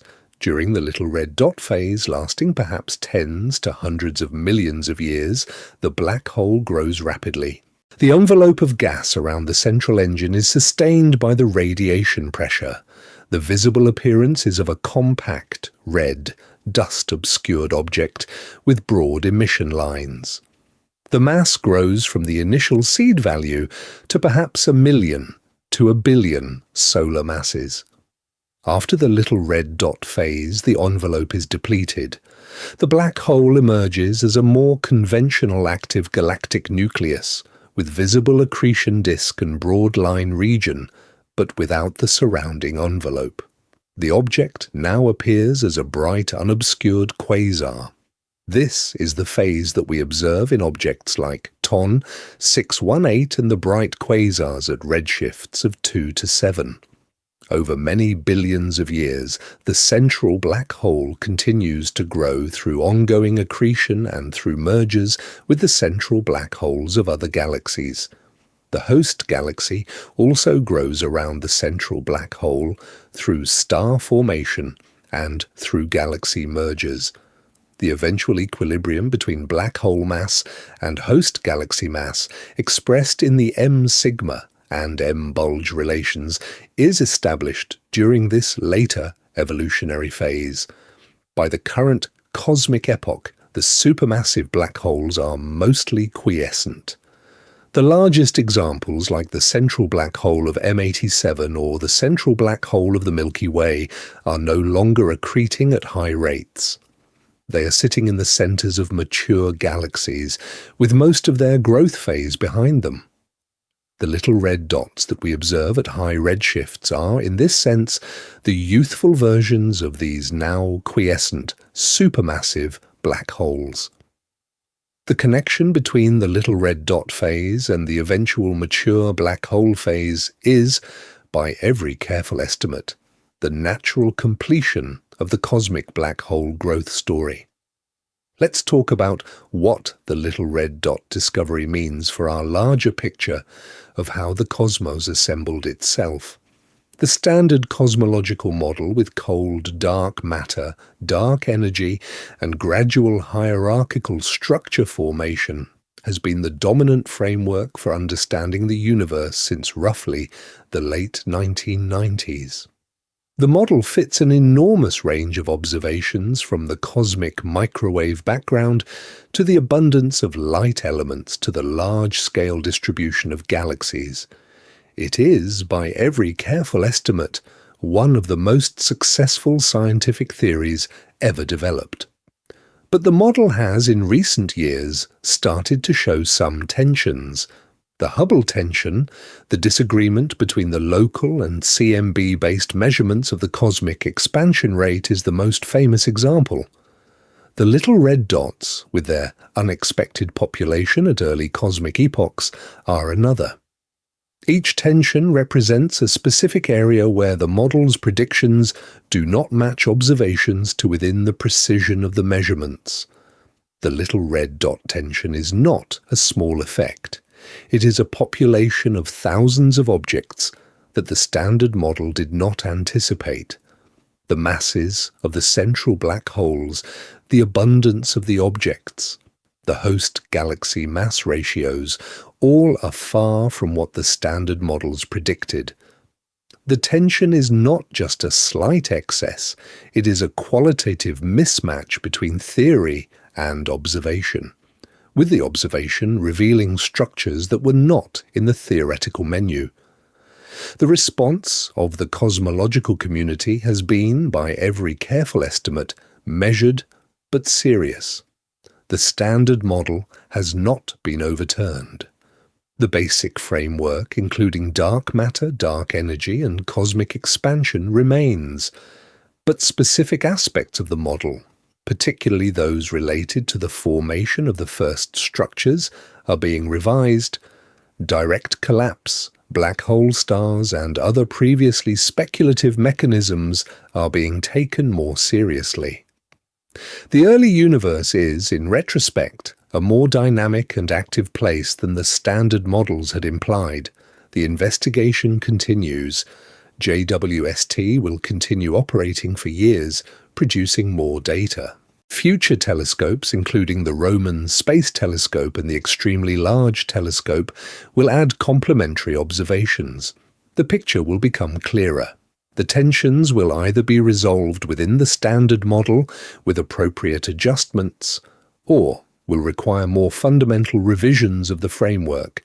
Either outcome will be a major step forward in understanding the cosmos. But here's the thing most people don't realize about the larger picture.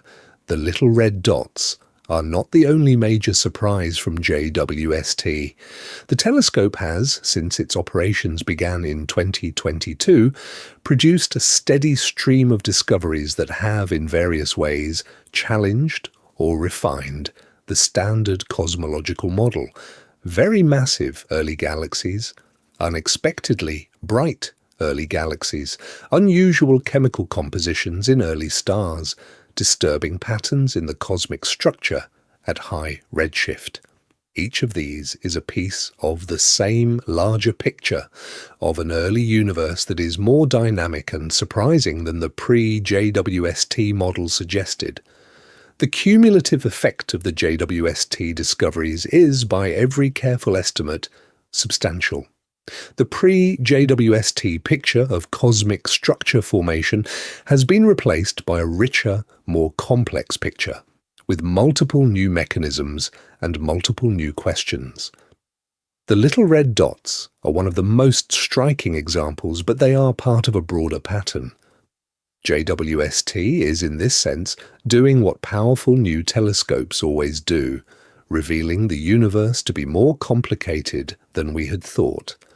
The other major JWST surprises worth noting include the unexpectedly bright and massive early galaxies, the JADES sample of high redshift galaxies, including JADES GS Z14-0 at redshift 14, the unusual chemical compositions of some of the earliest stars and galaxies, the existence of fully assembled dust and complex molecules at very early epochs, and the apparent disturbance of the cosmic structure at high redshift relative to the smooth predictions of the standard model. Each of these is a separate research topic, with its own observational and theoretical investigations underway. Each is consistent with the general theme that the early universe was more active and more rapidly evolving than the pre-JWST models had assumed. The convergence of these various surprises is, by every careful estimate, beginning to suggest a coherent revision of the standard picture. The early universe in the new picture is characterized by rapid, hierarchical assembly of structure, with massive galaxies and supermassive black holes forming much faster than the standard model predicted. The mechanisms responsible for this rapid assembly include direct collapse black hole formation, efficient gas inflow into early dark matter halos, and perhaps some additional physics that has not yet been fully characterized. The cosmological model is, in this sense, undergoing one of its periodic revisions. The basic framework of cold dark matter plus dark energy remains intact. The detailed predictions for early universe structure formation are being refined. New mechanisms are being added to the model to accommodate the observations. The revisions are not yet complete, but they are clearly underway. This is, by every honest estimate, how cosmology has historically progressed. The standard model is a powerful approximation that fits the bulk of the data. New observations periodically reveal regimes where the model needs refinement. The refinements are worked out through the combined effort of observers and theorists. The model is updated. The new version becomes the new standard until the next round of observations reveals the next regime, where further refinement is needed. The little red dots are, in this sense, the current frontier of cosmological refinement. The standard model is being updated to accommodate them. The full updated model will, by every careful estimate, be more comprehensive than the pre-JWST version. The progress is, in some ways, exactly what we would expect from a powerful new telescope coming online and revealing parts of the cosmos that were previously hidden. The story is, by every honest estimate, just beginning. JWST is still in the early years of its mission. The full implications of its discoveries are still being worked out. The little red dots, as one of the most prominent JWST surprises, will continue to be at the center of the discussion for the foreseeable future. The next several years of observations and theoretical work will, by every careful estimate, refine the picture considerably. The Roman Space Telescope, scheduled for launch in 2027, will add complementary capabilities. While JWST is optimized for deep observations of small fields, Roman is optimized for wide field surveys covering large patches of sky. Roman will, in its primary mission, survey thousands of square degrees of sky in the infrared, with sensitivity sufficient to detect many little red dots in each survey field. The total sample of little red dots will grow from the current few thousand to tens of thousands or more, providing much better statistics for population studies. The extremely large telescope, under construction in the Chilean Atacama Desert with a 39-meter primary mirror, will begin operations in the late 2020s. Its sensitivity will be unprecedented for ground-based observations.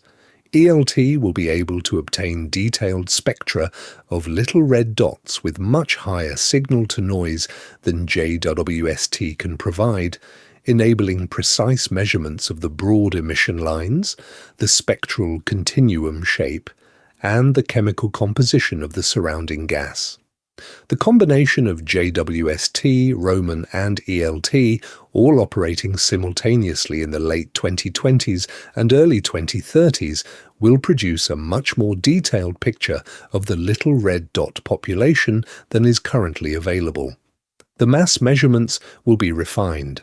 The abundance estimates will be tightened. The statistical properties of the population will be characterized at high precision. The various theoretical models will be tested against the new data.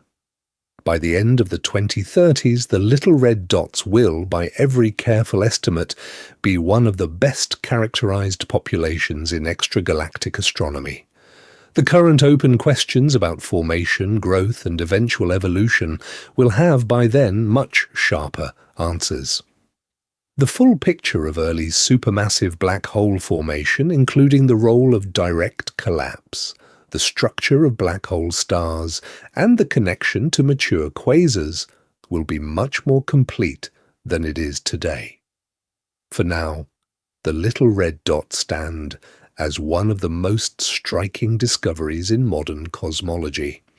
They are thousands of compact red objects scattered across the early universe, hosting accreting, supermassive black holes with properties that do not fit the standard models. They have changed how astronomers think about the formation of the first black holes. They have implicated direct collapse as a real cosmic mechanism. They have suggested that black hole growth in the early universe was decoupled from host galaxy growth, with the eventual scaling relations being established only at later times. The implications extend beyond just the immediate question of what the little red dots are. They have changed how astronomers think about the early universe as a whole. The pre-JWST picture was of an early universe that was largely quiescent, with structure forming gradually through hierarchical assembly.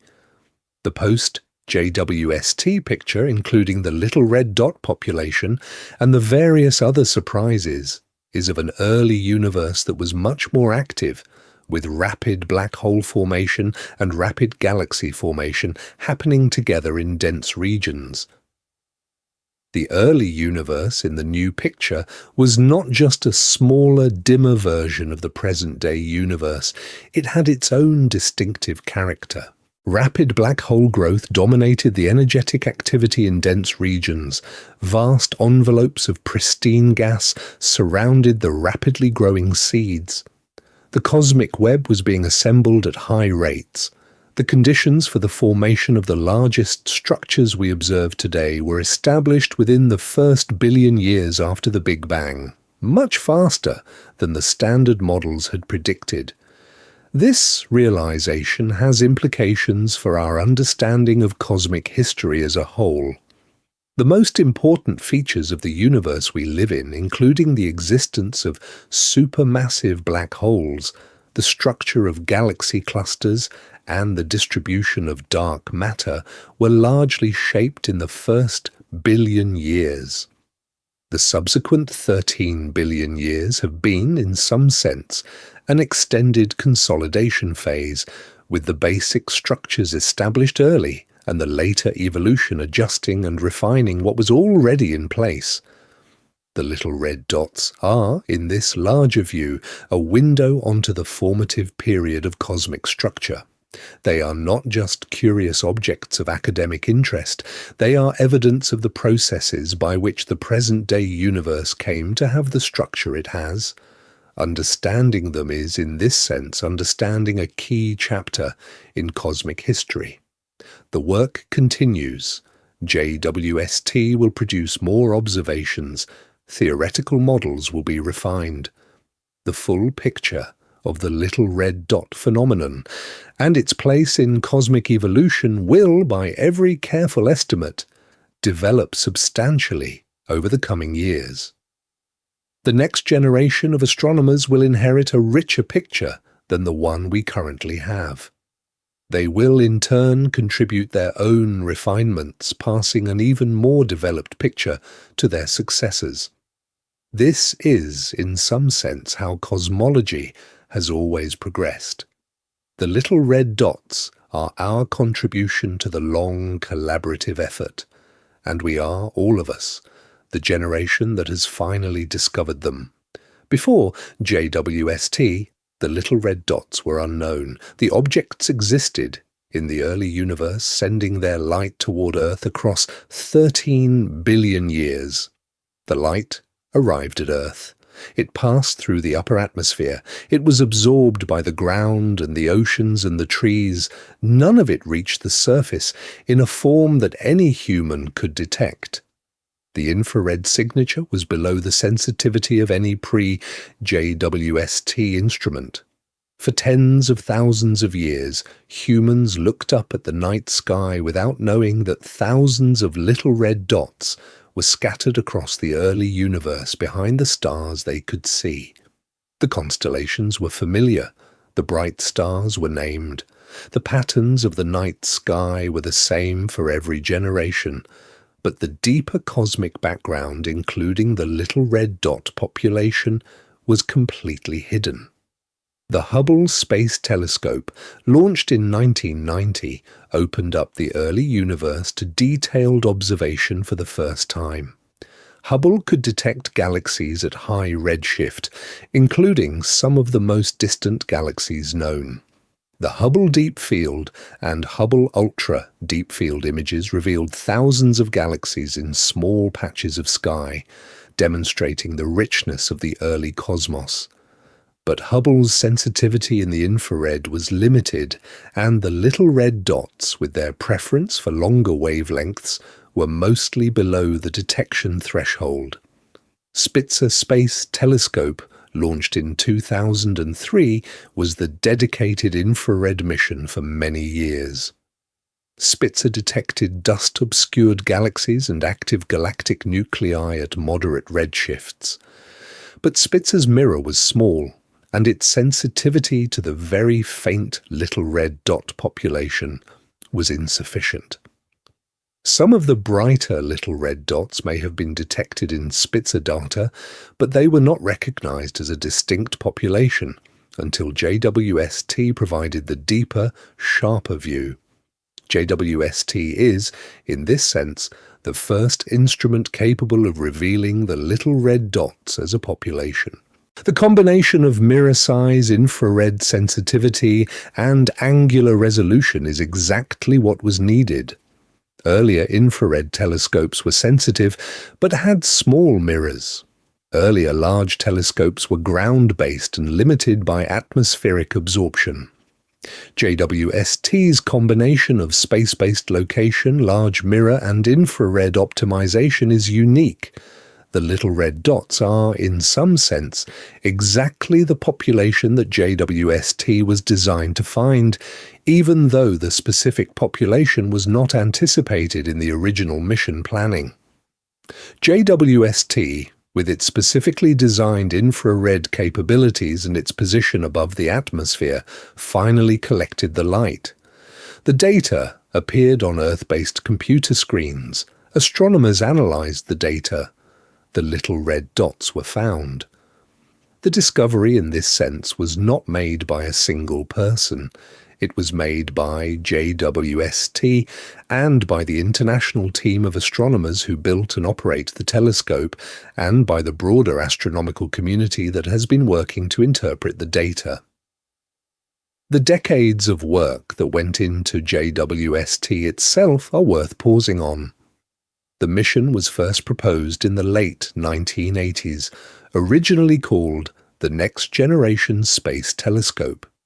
It went through multiple design iterations, multiple budget overruns, and multiple schedule delays before finally being launched in December 2021. The total cost by the time of launch was approximately $10 billion. The development effort involved tens of thousands of people across NASA, ESA, CSA, and numerous contractor organizations. The mirror, the instruments, the sunshield, the deployment mechanisms all required new engineering solutions that had never been attempted at this scale. The launch and deployment of JWST were, by every careful estimate, an enormous risk. The telescope had to unfold itself in space with hundreds of single-point failure mechanisms that all had to operate correctly. Any single deployment failure could have rendered the telescope unusable. The deployment, when it occurred over the first month after launch, went almost flawlessly. The telescope reached its operational state with all major systems functioning as designed. The commissioning phase, lasting 6 months after deployment, included precision alignment of the 18 primary mirror segments, calibration of the instruments, and detailed testing of all observational capabilities. By July 2022, the telescope was ready for science operations. The first science images were released to the public in the famous Cliff of Creation and other early release images that demonstrated the telescope's capabilities.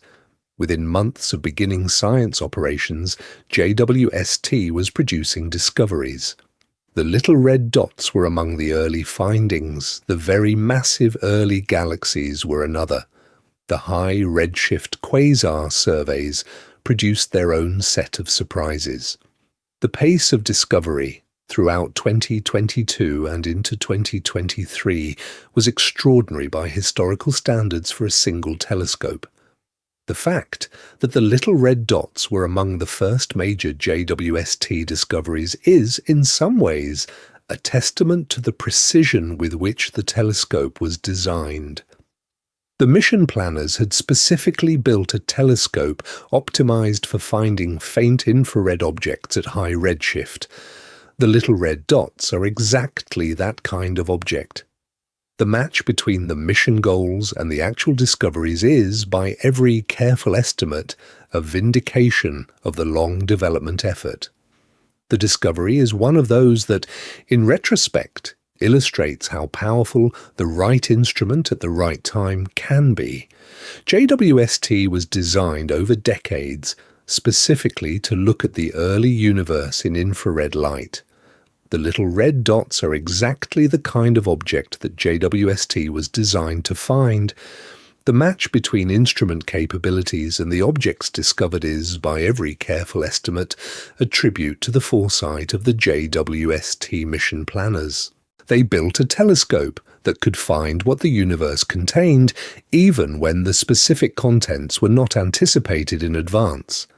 And maybe that is the deepest part of tonight's story. The universe is, by every careful measurement, full of surprises. Even after centuries of careful astronomical observation, even after the development of sophisticated cosmological models, even after the launch of the most powerful observatories ever built, the universe keeps revealing structures that we did not predict. The little red dots are one of the most striking recent examples. There will be more. The history of astronomy is, in some ways, a long sequence of moments like this. The discovery of galaxies as separate objects beyond our own. The discovery of cosmic expansion. The discovery of dark matter. The discovery of the cosmic microwave background. The discovery of dark energy. The discovery of extrasolar planets. The discovery of gravitational waves. Each of these discoveries revealed structures or phenomena that astronomers had not anticipated. Each required theoretical models to be revised. Each opened up new fields of research. The little red dots are, in this lineage, the most recent major addition. They are not as dramatic as the discovery of dark matter or dark energy in their cosmological implications.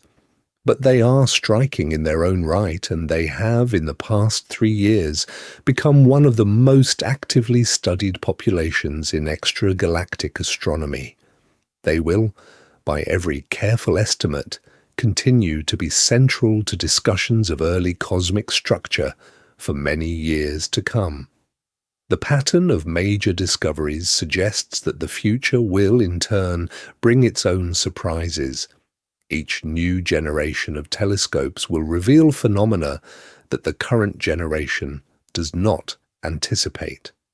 The Roman Space Telescope, the extremely large telescope, Athena, LISA, and all the future facilities under development will produce their own discoveries.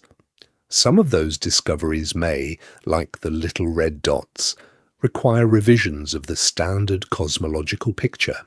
Others may simply add detail to the existing framework.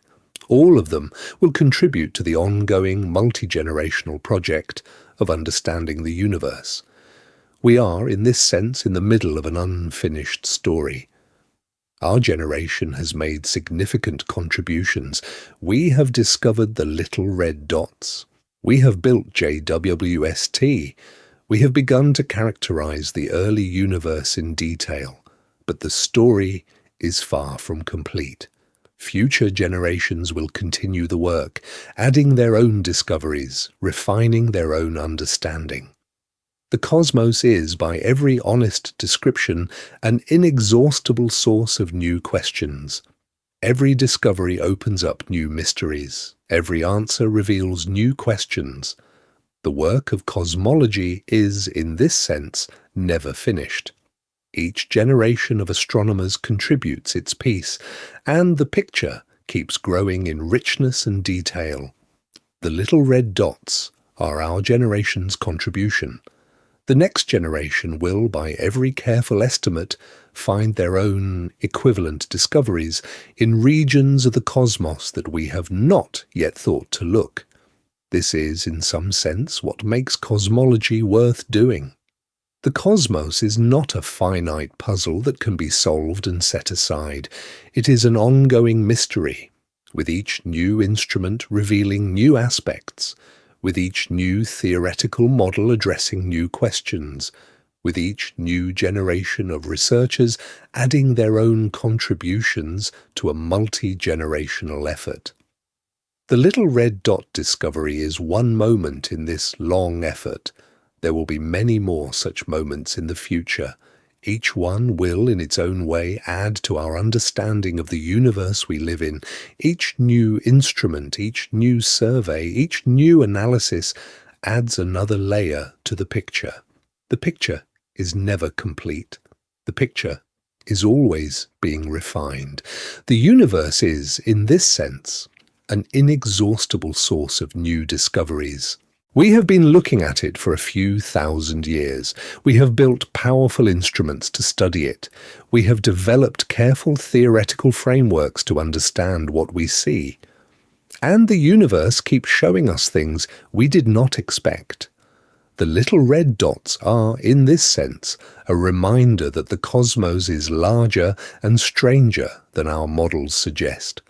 The standard picture is a powerful approximation, but it is not the final word. The early universe contained populations of objects that we did not know about until JWST showed them to us. There are presumably other populations in other epochs and other configurations that we have not yet discovered. The work of cosmology is, by every honest description, very far from finished. When you look up tonight at a clear, dark sky, you are looking past the local stars, past the band of the Milky Way, past the nearby galaxies, toward distances so great that the light from them has been traveling for billions of years to reach you. In those distances, hidden from naked eye observation but real and abundant, are the little red dots, thousands of them. Each one a compact, dust-obscured, rapidly growing supermassive black hole in the early universe.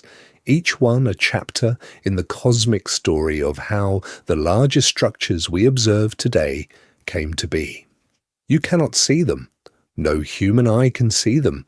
Even most professional telescopes cannot see them. They are visible only to instruments like JWST, with their specifically designed infrared capabilities, their large mirrors, and their position above the atmosphere. The light from the little red dots is hitting Earth tonight, as on every night, but it requires a very particular kind of detector to register it. This is, in some sense, the strange beauty of modern cosmology. The most extraordinary structures in the universe are invisible to ordinary observation. They reveal themselves only to careful, patient, technologically sophisticated observations. The cosmos is, by every honest description, rich beyond what any naked eye view can convey. The patient work of building better instruments, conducting careful surveys, and analyzing the resulting data is what has, over the past few decades, revealed the deeper richness of what is actually out there. The little red dots are one of the most striking examples of what this patient work has uncovered. There will, by every careful estimate, be more such examples in the future. The cosmos keeps showing us things we did not expect. The work of revealing what it contains continues, one careful observation at a time. In the meantime, the little red dots themselves continue their slow, steady existence in the early universe, 13 billion light-years away. The central black holes continue to accrete. The envelopes of gas continue to be processed. The radiation continues to be emitted in the red and infrared bands, with the V-shaped spectrum that distinguishes the population. The light has been travelling toward Earth for most of cosmic history. Some of it arrives at JWST every clear night. The detectors record the photons, the data is analysed, the understanding deepens, the next paper is written. This is, in some sense, the daily rhythm of modern observational astronomy. Light arrives, light is detected, light is interpreted. The interpretation is published. The published work informs the next round of observations. The next round produces new data. The cycle continues year after year, generation after generation, building up the picture of what the cosmos contains. The little red dots are part of this rhythm now. They are an active research topic, with new papers appearing every few weeks, with new observational programs being planned, with new theoretical proposals being developed. The objects themselves are stable on the timescales of human investigation. The light from them will continue to arrive for many more centuries. The work of understanding them will continue for as long as astronomy itself continues. What we have learned about them already in just the few years since their discovery is impressive. Their compactness, their red colours, their characteristic V-shaped spectra, their broad emission lines, their large inferred black hole masses, their unusual host galaxy mass ratios, their distinctive clustering properties, their X-ray characteristics. Each property has been measured. Each property tells us something about what the little red dots are. The combined picture is, by every careful estimate, much richer than what we had even 3 years ago. The progress over the next 3 years will, by every honest expectation, add as much again. New JWST observations are continuously being collected. The first results from JWST Cycle 4 programs are appearing. The Roman Space Telescope is approaching its launch. The next generation of theoretical models is being developed. The understanding of the little red dots will, by 2029, be substantially deeper than it is today. By 2035, with the next generation of instruments fully operational, the picture will be deeper still. The objects that today are at the frontier of cosmic exploration will, in a decade or two, be standard textbook examples of how the first supermassive black holes assembled themselves in the early universe. Sleep well tonight. The little red dots are still there, in the early universe, 13 billion light-years away. The light from them is still arriving at Earth every clear night, captured by JWST and other instruments. The supermassive black holes at their centres are still accreting matter, growing slowly, sending their faint red light toward us across the cosmic ages. The thousands of them scattered across the early universe are still hidden in the JWST images as tiny crimson dots against the dark cosmic background. The story of how they came to be and what they will become is, by every careful estimate, one of the most interesting open questions in cosmology.